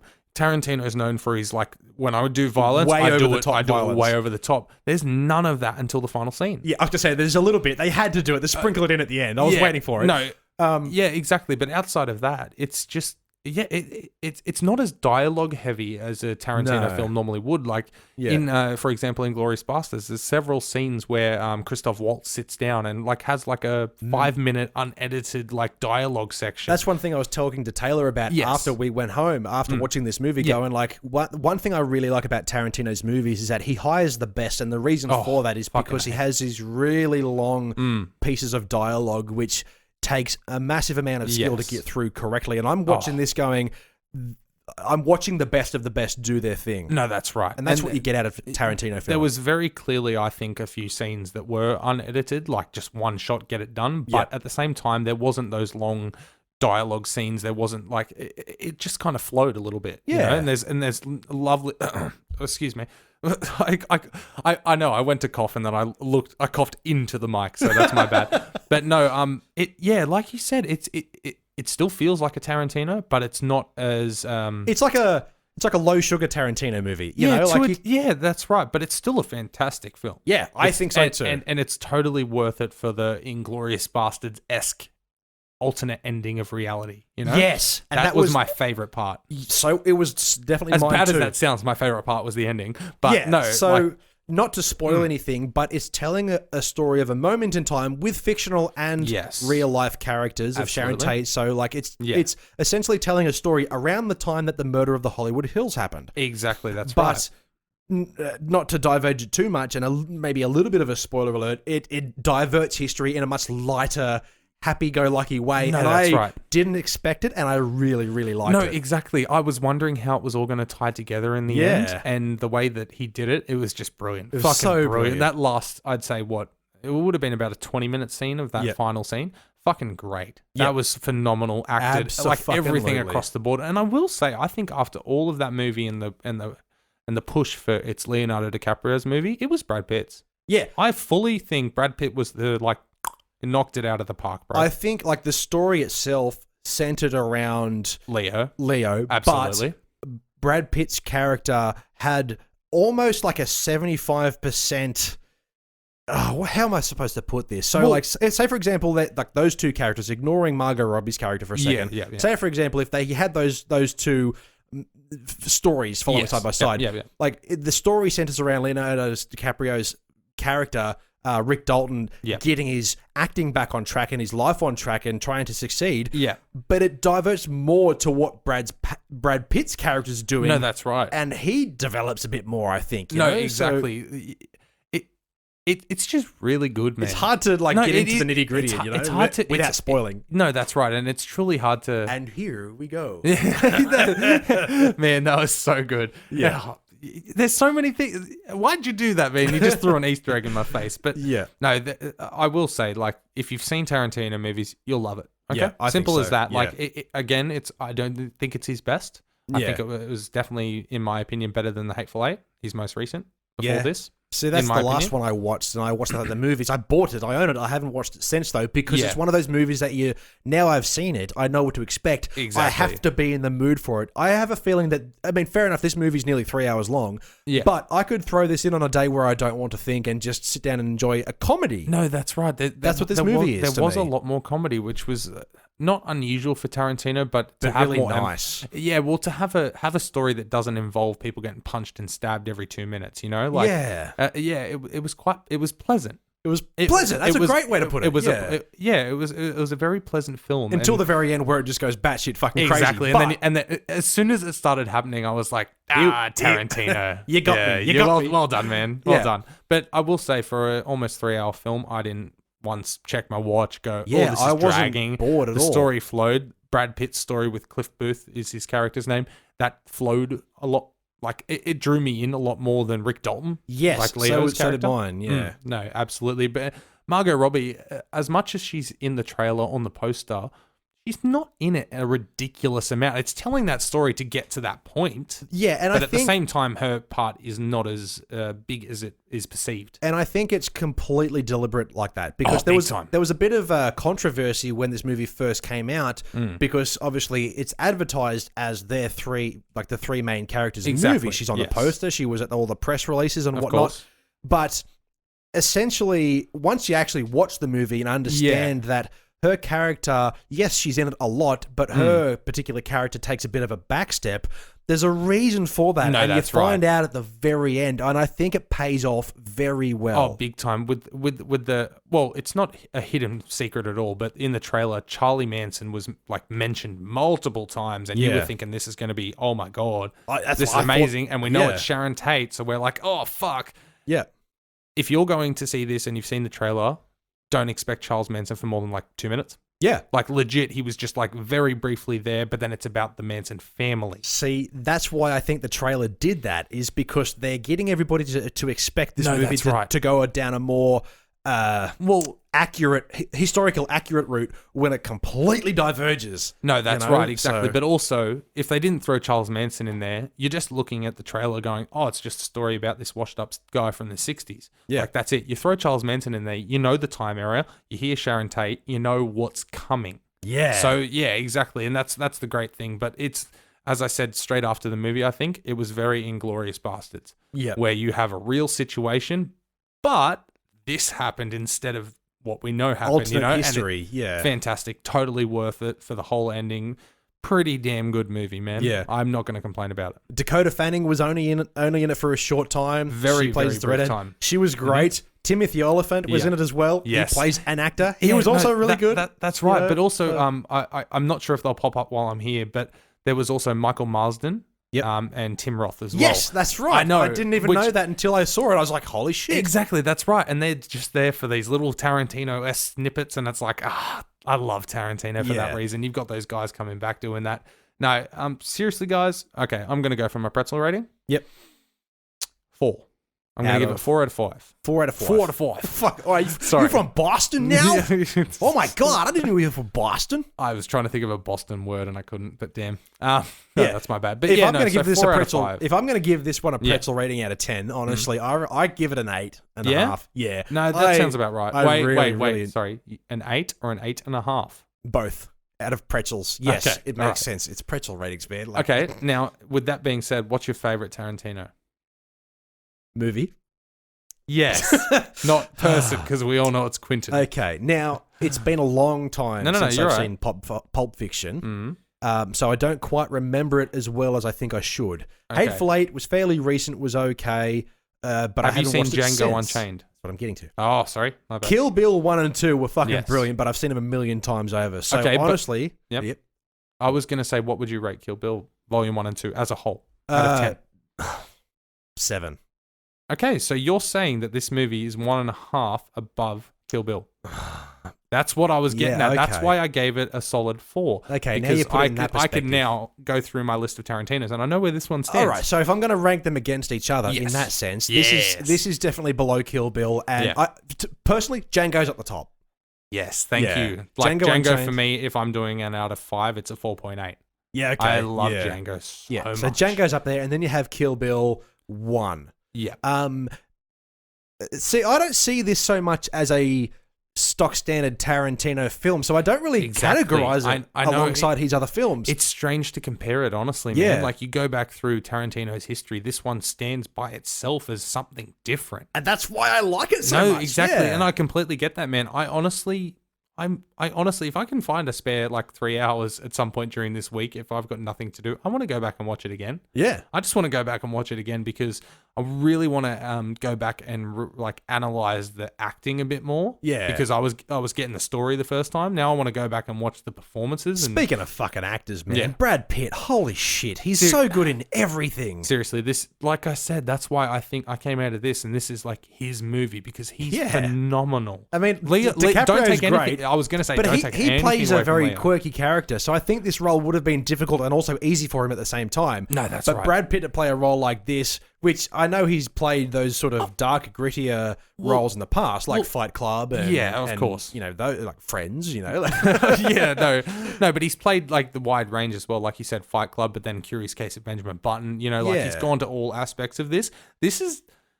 It's not different, but it's fun. Yeah. It's fun to see this character develop and like and unravel. I really, really liked him. Yeah, you know, exactly. So I would really actually like to go and see this again, Yeah, but beautiful. mine's a 4 out of 5 because, hey, go and see it, people. Go see Once Upon a Time in Hollywood If you've seen while you can. if you've seen Tarantino, you'll enjoy it because it's Tarantino. If you haven't seen Tarantino, you should enjoy it because it's just a fucking good movie. Yeah, Simple as that. As we said, it is long, but it's Exactly. the sort of, you don't have to mentally prepare for it as much as you do with his other ones. No, exactly. You know, That's right. You can go into this blind and still get what you want, but something different as well. Yeah. So, speaking of going to the movies again to see certain things if you don't have enough time.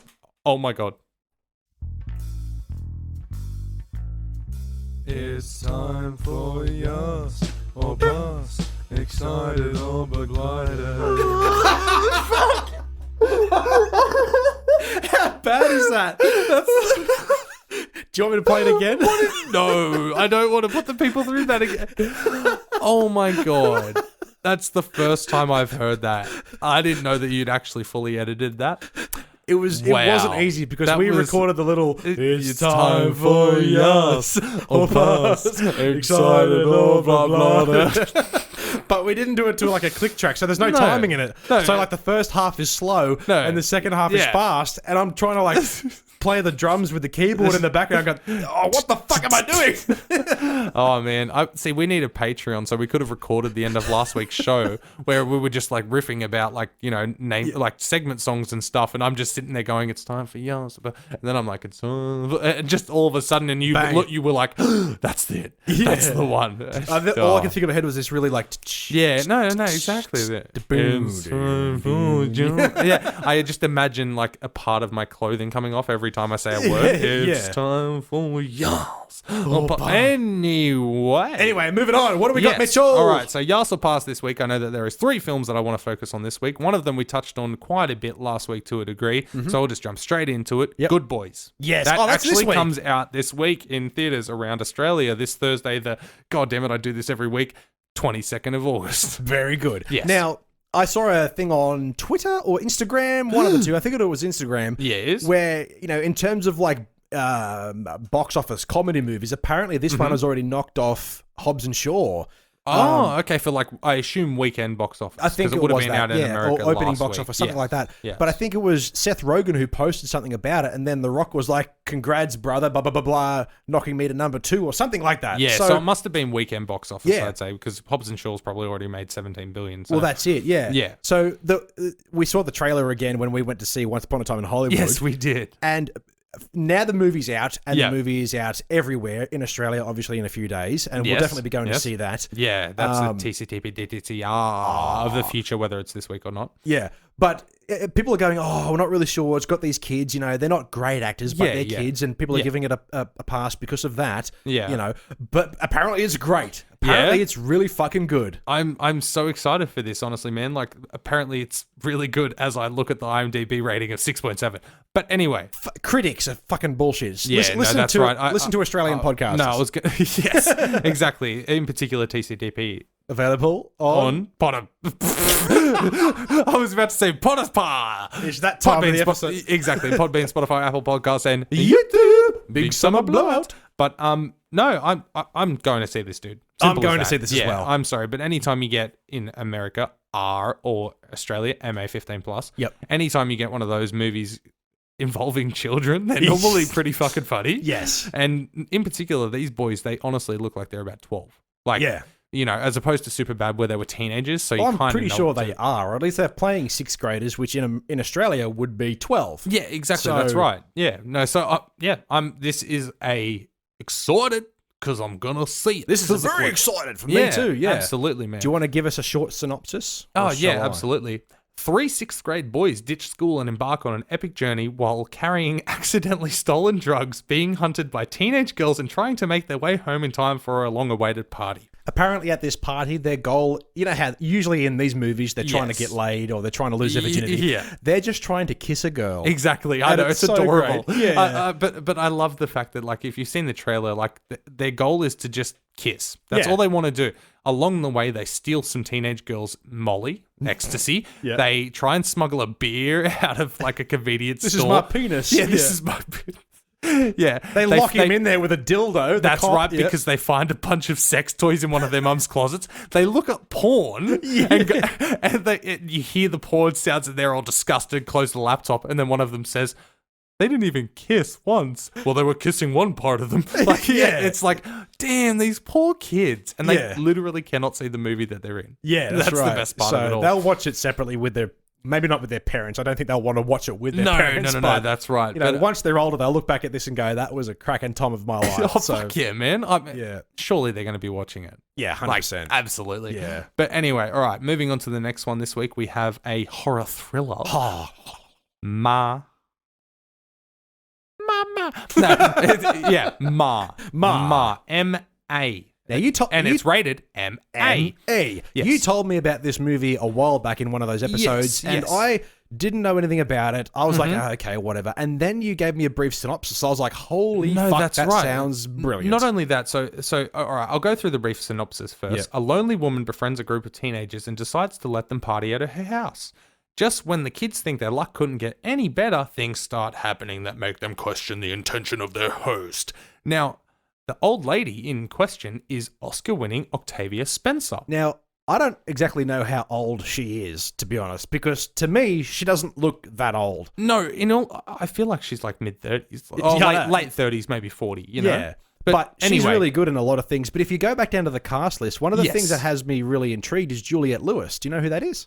Wait, is that Juliette Lewis that I've seen in movies since the 90s? Yes. Oh my God, If you what? click on it, I'm 99% certain it is. No, I know exactly who. Oh my God. Yeah. You know she's in a band? Natural Born Killers. Sorry, she yeah. was in Natural Born Killers, but in a band, really? Yeah, she was a singer in some kind of rock band. I can't remember exactly what they were called. Yeah. But yeah. Wait, is Juliette Lewis maybe the old lady? No. Well, no. I was going to say she's friggin' what, 46? She's 1973. 1973. Count back from there. No, I've already done it, dude. 46. It's Octavia Spencer. My maths is terrible, Yes. so I don't doubt that you did that for a second. No. Octavia Spencer is well, her name is Sue, so she has to be the old lady because Yes. nobody young is named Sue. Octavia Spencer is 47. Oh my God! Oh, maybe So there's a plot twist where Juliette Lewis comes out of the closet and she's like, I'm also an old lady. who's the old lady pulling the strings in this one? I'm so sorry. What? I misread that as an old lady. It's just a lonely woman. Fuck. That whole time we're like, she's not even that old. Because they didn't say that. because she's not old. She's just lonely. Exactly. She's just a lonely woman. But anyway, so that's the concept of it. So the rest of the cast outside of those two, Octavia Spencer and Juliette Lewis, they're just like up and coming mid-20-year-old actors. But I am intrigued. It seems super weird. And just going from that synopsis is that a lonely woman befriends a group of teenagers. For one, that's weird. And two, lets them have a party at her house. That's also super weird. I wouldn't go next door to Heather's place. She's like 120 years old. I've seen Heather, her. She's lovely. Hey Heather, I know you're listening. Yeah, every now and then I wave, like do the hand up, and she's like nodding. And I'm like, no, she's great. She's sharp as a whip. But there's no way would you go party at the house. No, that's right, exactly. Especially in 2019, people. I'm sorry. If you're a group of teenagers out there looking for a party destination and some lady says, hey, come do it in my house. Go to a club. Exactly. Yeah. Or just wait, stay hold on. home They're in and America. Don't do it. They're in America. They can't go out until they're 21. Oh, that's right. Sorry. Fucking I had losers. my 18th at the bar, bitches. Yeah. I got all my drinking out before I turned 18. No, that's right. I had a kid before I was 21. So, yep, that's how the drinking went. Anyway, so this one for me, I'm going to, in all honesty, man. Oh, sorry. I'll just point out as well. It comes out like in 2 days in Australia, but it's been out for about 2 months in America. So this is old news everywhere else. Okay. Finally comes to Australian shores. I'm excited. I want to see this. You're excited? Yes, Okay. I'm excited. I will pay to go and see this. Okay. See, I probably will as well. This is one that's certainly on my radar, but I'm going to give it a YAAAS. Oh. So it's not quite there for me. So if I try and tee up TCTP, Oh, no, DCCR. I'll 100% be down. Yeah. Okay, all right. But So- I'm not but going to go still, out of my no. way to see this on my own. Like, Oh, with okay. excited. Whereas I'm very lonely in my life, so I will go and see it by myself. I'm happy to go with you, man.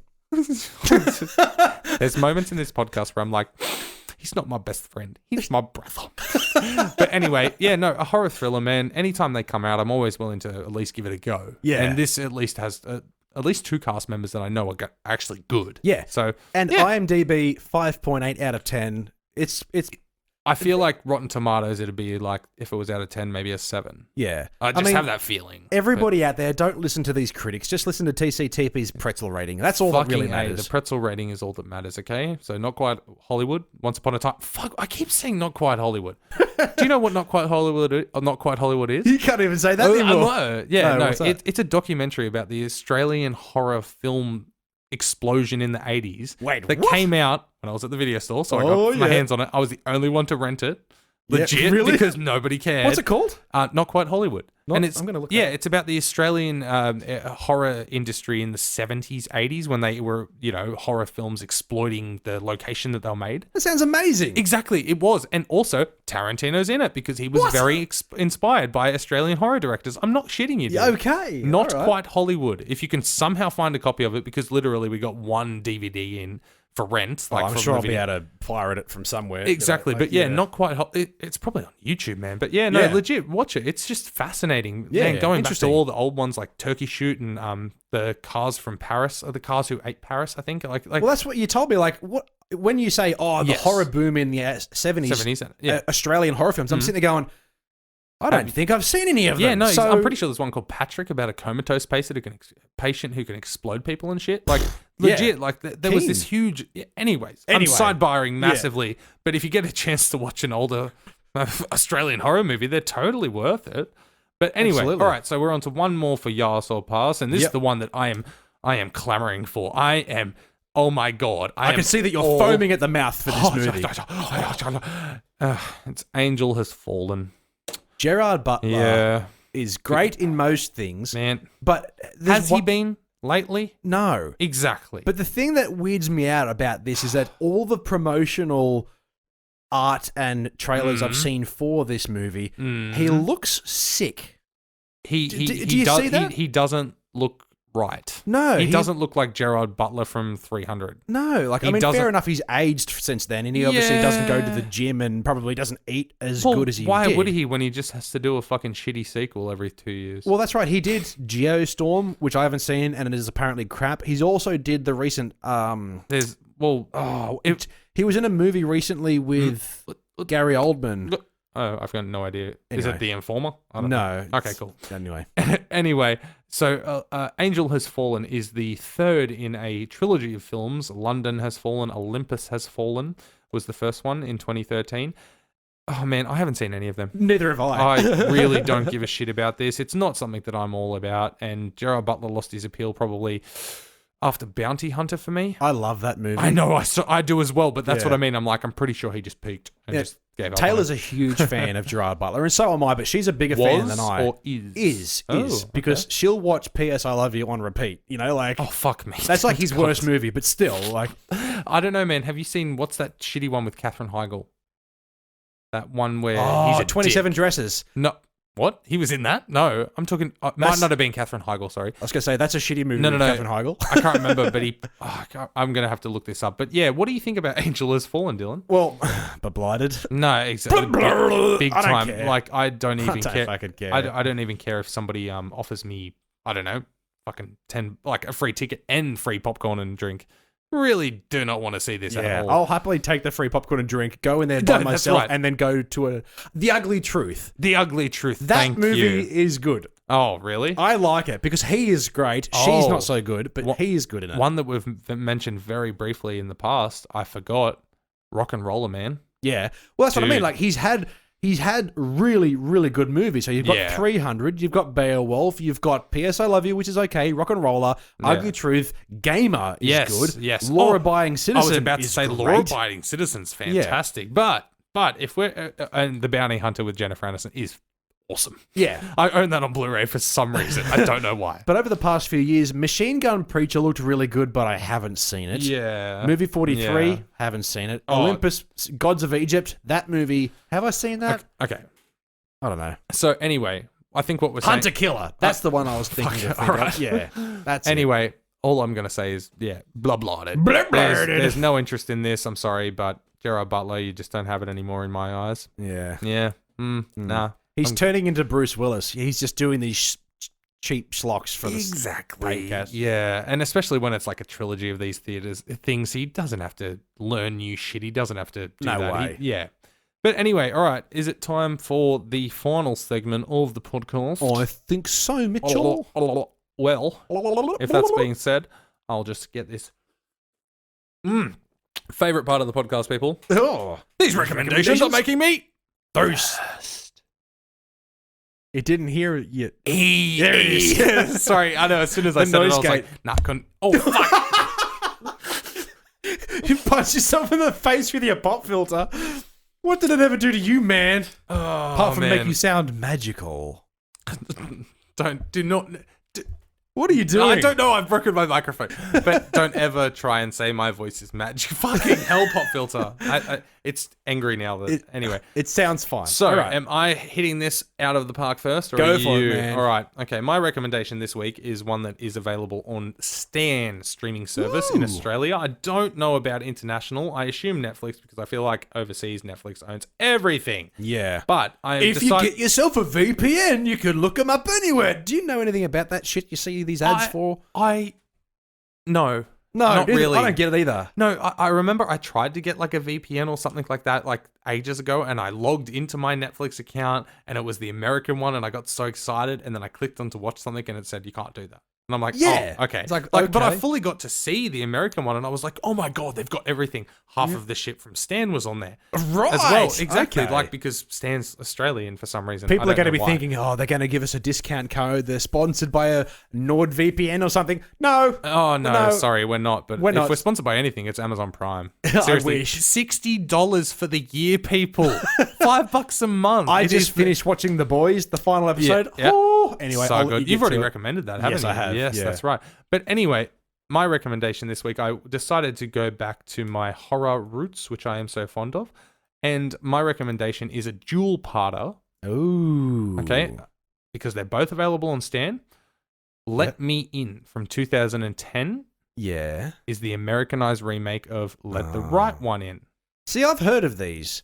Wait, so you're already, I mean, you haven't even watched them? No. Like, the names are familiar, but I don't Yes. think I've seen them. But as soon as you said American remake, I'm going, No. See, that's wreck. why this is a recommendation. Okay. So, for example, you just said Wreck, and Yep. then that got turned into the fucking god awful Quarantine. Yep. Then there was there's another one that we talk about sometimes. I can't remember, Mm-hmm. but normally those foreign horrors are brilliant. They get remade, and they're pieces of shit. Yep. This is a case of the remake is as good, if not slightly better than the original. Okay. Legit. Okay, Right. so Let the Right One In is the 2008 Swedish film. Should I try and read the original title? Yeah, go for it. Let den rätt komma in. Yes. But anyway, I don't know why I had a Russian accent, but basically, just a brief synopsis of both of them, because they're almost, the remake is almost scene for scene. Yep. Like, that's probably why they nailed it so well. But Oscar, an overlooked and bullied boy, finds love and revenge through Ellie, a beautiful but peculiar girl. Plot twist, she's a vampire. Oh, Exactly. Okay. And yeah, it's a fascinating story with brilliant child acting. That's the original. The remake is just the same with a fantastic cast as well. Cody Smith McPhee plays the boy, who also is in My Name is Dolemite. He was on the cast list, but anyway, we didn't mention him. Dolemite is my name. Chloe Grace Moretz. Moretz, not Thank not you. I know. Mortez. I saw it on the screen and went, I can't fuck that up. But yeah, no, she plays Abby, the girl. And then you've got Richard Jenkins from Step Brothers, like the dad. Yeah. He is her Cabin in the Woods. associate. Yes, Cabin in the Woods. Yeah. It's fantastic with an amazing plot twist. Okay. Legit. So it's just a very simple story. A lonely boy who gets bullied at school. A new family moves in. Middle-aged Richard Jenkins and Chloe Yeah. Grace Moretz move in. And she's curious, peculiar. He doesn't see her around school, wants to know what's going on. They Bit of get a to know each weirdo, other. yeah. Turns out she's a vampire. That's not a spoiler because that's the fucking point of it. Let me in, let the right poster. one in. Because Yeah. you've got to invite a vampire in. Yeah, Aha. But anyway, and Richard Jenkins plays the father. But then there's an awesome plot twist. And the reason I'm recommending both is if you like foreign films or foreign horrors, Yep. go and watch Let the Right One In because it's phenomenal. Okay. And then if you enjoyed that, watch the remake, and you will still be floored. Like Yeah. it's the I haven't only. seen this. No, It's that's familiar, right. but I haven't it's seen the this. only Americanized remake of a foreign horror I've seen that's been good. Yeah, like, and 'cause not they're just usually good, not just shithouse. good, but like better in my opinion. Well, I think there's a perfectly good reason for that because when you've opened it up on the screen here, have you Yes. seen who the director is Of which one? of Let Me In? Matt Reeves. It's not ringing a bell for some reason. Okay, click on that. I already have. It's loading. Okay. Yes, Scroll Matt down. Reeves. He is the director of. Some of the best, apart from Cloverfield. Oh, He's done Dawn of the Planet I'm going of to the spend Apes. my like 6th episode saying Cloverfield's a piece of shit. Fuck, I hate Just that. saying. Yeah. But anyway, yes, I see. Dawn of the Planet of the Apes, War of the Planet of the Apes. And those movies, Damn, man. he's pre-production of The Batman, so Yes. the next Batman movie. Yes, so he- 10 Cloverfield Lane, executive He's producer. produced. He's Yeah. produced quite a bit of damn good, and he's writing the screenplay for the Batman as well. Yeah, Absolutely, so- man. Okay, so Matt Reeves, that's probably why it's actually a very well-directed film. I 'Cause this honestly dude didn't even has look talent. into that. Yeah, Yeah, absolutely. absolutely. And I can fucking see that, man. Absolutely. But yeah. So my recommendation this week, available for Australian listeners, if you haven't seen it and you enjoy a horror, Let the Right One In is the 2008 Swedish original. Yep. Fantastic. The Americanized remake, Let Me In, starring Chloe Grace Moretz and Richard Jenkins and Cody Smith McPhee. Available on Stan as well. It is also at the exact same level. Beautiful. Like, they are both phenomenal films. And yeah, horror, man. Drama, horror, fantasy, vampires, very good. plot twists. Legit twists. people, if you're going to do anything for me, if you don't like foreign films, watch Just Let Me In. Yeah. Just for the plot twist at the end. It's Yeah, fantastic where you're like, Well, you've got me oh, really intrigued now, motherfucker. but I don't have Stan, so I'm going to have to figure out how to watch it. But I'm sure I can rent it. I can It's give fine. you my account, man. Oh, yeah? Yeah, I'll let you log in. Yeah, I'm okay. pretty sure I've got multi-screen, so Okay, cool. yeah. Excellent. Fuck you, Stan, unless you're going to sponsor us. But anyway. Not anymore. No, that's right. But Very yeah. good recommendation, Mitchell. My thirst has been quenched, but now it's my Thank time you. to quench yours and anyone else who's Please. listening. Now, I didn't have... Sorry, I hate it so much. yeah, especially when it's in your ear. Yeah. Like everybody listening everybody to who this. listens, I'm yeah. so sorry. Alrighty, okay. So mine's not going to take too much more time, but my recommendation I didn't have prepared until we actually started recording, but it's one Like that- every week? Yeah, like every week, just about. Now, this is one I watched a little while ago, and right after I watched it, I got super motivated to start a podcast. Because because it's a very motivational movie about business, and it tells a true story, which is overblown in some aspects, Yeah. and it's obviously, what's the word? Glamorized it, Hollywoodized it. Okay. Can I guess? Yeah? The Big Short? Nope. Social Network. No. Oh, okay. Sorry. That's Yeah, a good I want to movie. start a Fuck business. yeah. I want to start a business and then get fucked over. Yeah, of course. Oh, sorry. It's anyway. All right. We're gonna get into. Do you want to a fight have then. one more go at guessing? Wait. Say what you said again. Like oh, the founder. Yes. Oh, it is. Yes. Fuck yeah. Yes. Well done, dude. I fully approve of this. Continue. Okay, so yeah. the founder tells the semi-true story of Ray Kroc, who is technically the founder of the large I can still hear. Sorry, I realized what I hit. Sorry, I just hit a chord very hard and thought it unplugged, and were then giving me, realized like, I could the dead still eyes. hear. And I was like, oh wait, it's headphones. It's all Okay, good. what was I saying? Yeah, Yes, so Ray Kroc. for those who haven't seen this or know much about it, Yes. the founder is based on a movie. Wow, fuck. God damn it. All right, Dude, so all goods. the founder is a story of Ray Kroc, played Yes. by Michael Keaton, who's great in Oh, everything. You seen Birdman? No, it's on my list. Watch it. Have you seen 2014 Robocop? No, He's the villain. It's on my list. Anyway, Yes. he plays Ray Kroc, who's essentially the guy who popularized and franchised McDonald's as we know it today.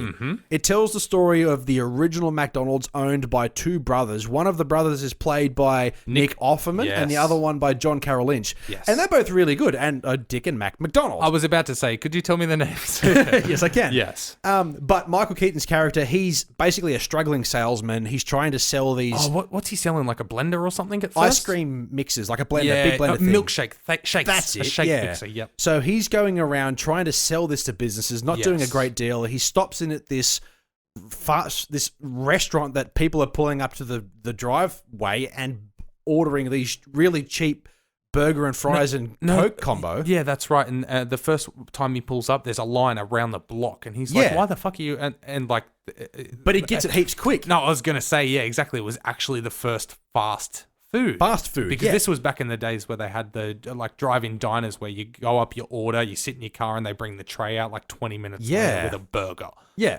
It was like that, except essentially, like, he was confused because he got served so quickly, it cost him fucking next to nothing. Yeah, it was and like- he was like, yeah. what do I use? Where are my utensils? And the guy was like, use your hands. And he instantly thought this was a great franchise idea. And now we know McDonald's as it is today because of this fucking scumbag. Because he took I was about to say, this fucking scumbag. this fucking scumbag. I mean, Yep. but it's brilliant in the way if you want to understand the mindset of a billionaire. Of somebody who is happy to fuck people over To get legally his bank. legally Yeah. to make money. Yeah. Exactly. Simple as that. If you're into movies like Wolf of Wall Street, Yes. you know, those movies So which are much. about, they tell these stories about these scumbag millionaires who have made bank, and they get you so fired up and Yeah. motivated to do the things you've been wanting to do in life. This movie did it for me. Seriously, Michael Keaton in this, he plays the character in such a way where the whole time you're like, fuck yeah, that's awesome. Fuck, this dude's a genius. Fuck yeah, I hate you, you asshole. Like, Yeah, it's well, there's just incredible. There's a turning point in the movie when he big time. decides he starts meeting this younger woman, and then Yeah. he wants a divorce, and then he He Yeah. fucks over the original McDonald brothers because they Yeah. want to keep things very traditional. They don't want to cut costs No. to cut quality, and he wants to cut these corners to make running these franchises cheaper. He doesn't want them selling fucking chicken, like fried chicken, and No, he just wants staple cheeseburger and fries Yeah, combo. there's a point where he does start the franchising process fully as a partner and fully as a liaison working for the McDonald brothers. That's right, but then he branches it out. And he sees the franchises popping up, but there's no like regulations as to what they can serve, and one of them has fucking tacos and shit, and he's like, Yeah. what the fuck are you doing? Make it all the same. Like, you know, Yeah. and just, Familiar, and then Sorry, it's- this is your recommendation, but I'm like, yeah, you're fucking hitting the nail on the head. Yes, I'm so glad you've seen this because you know what happens. Yeah, so no, this was one of those Michael Keaton movies along with Birdman when I finally got around to watching that, where I'm like, oh, it looks amazing. I want to watch it one night. And then just one night I was like, fuck yeah, I'm going to put it on. And it did not disappoint. yeah, so I highly recommend The Founder if you're interested in that story. Absolutely. I don't eat a great deal of McDonald's, but it's still an amazing franchise and an amazing hungry now. conglomerate. Just seeing how something so small can turn into something like that. Yeah. You know, and one dude just going, I'm going to fuck them. Let's do it. Yeah. I mean, that wasn't his original intention. He originally wanted to partner with them, and then over time he realized they didn't want to go anywhere, and he did. So saw a prime opportunity to build something build the name for himself. Yeah. It was more about real estate than the food itself. It was a matter of spreading out that's right. taking over the world. That's right. It was the real estate was a big key in that. Yeah. But no, it's just a fascinating story. Like, absolutely. And it's been Hollywoodized, per se. You know, like there's obviously not everything I'm sure is there's accurate. some nuggets of falseness in it. Oh, nuggets. But, no, oh, yeah. 24 for $10, bruh. Can't go wrong. Fuck. Yeah, seriously. So that's my I'm recommendation. legit getting nuggets after this. So not only have I just quenched your thirst, but I've also made you hungry. Yes, exactly. That's right. I want a Macca's Coke. That is a fantastic recommendation. And Thank you. I may actually watch that. Oh, look at that. Through the magic of podcasting, I just watched it. I've seen it. It is fantastic, people. Excellent. Stuff, well, I think that's it for us this week, Mitchell. Damn, son. Not too bad, man. Well, we've been Two's Company, Three's a podcast. Yes, available on Podbean, Spotify, Apple Podcasts, and YouTube. Oh, fuck. You said it late, man. I know. Podbean, Spotify, Apple Podcasts, and YouTube. Big Summer Blowout. You can find us on Twitter as well, of course, and Facebook. Instagram and Facebook. My name is Dylan, along with my co-host. I forgot what my Mighty Ducks. That's it. Yeah. Fuck yeah. But yes, also a quick shout out to our two merchandising stores, redbubble.com and tpublic.com. You can go on there and find yourself a hoodie or a t-shirt or some stickers. You can put our coffee face mug. or a coffee mug Travel mug. or a water bottle. Yeah, it's all got genuine. I'm pretty sure logo. there's cushions on there as well. There is cushions. Yes, there is. It's all. Did you say the stickers? Yep. Okay. Did you say about my sticker? I said put our faces on things. Yes. Yeah, but we'll sell them with mine. My sticker's gorgeous. My sticker's kind of weird, but I've come to accept that that's just my face. Hashtag ego. Yeah. Yes. But anyway. head onto there, chuck in a few dollars and get a few things of merch. Exactly. That's right. All profits go to improving the show. Yeah. We're a weekly podcast. Yes. Don't forget to weekly subscribe. podcast available on Podbean, Spotify, Apple Podcasts, and YouTube. Big Summer Blowout. Don't forget to subscribe. But thanks for listening. Do you have anything else? No, but subscribing was what I was going to say. Right. Yeah, no. Yeah. I noticed on Podbean this week, got a couple more subscribers. Yeah, Apple which is good. Podcasts as well. If you get a subscription on there, throw us a 5-star review.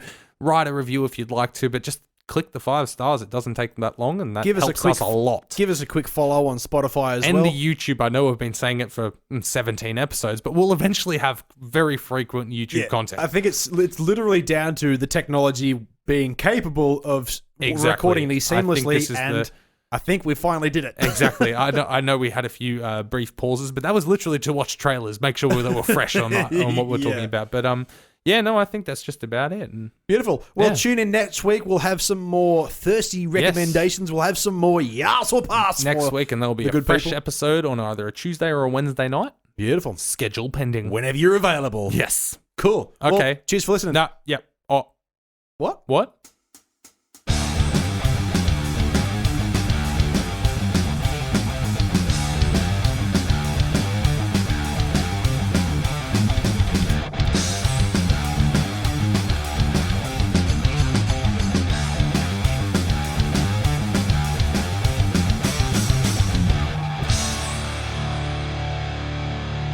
Could you please be a little bit more positive, Dylan?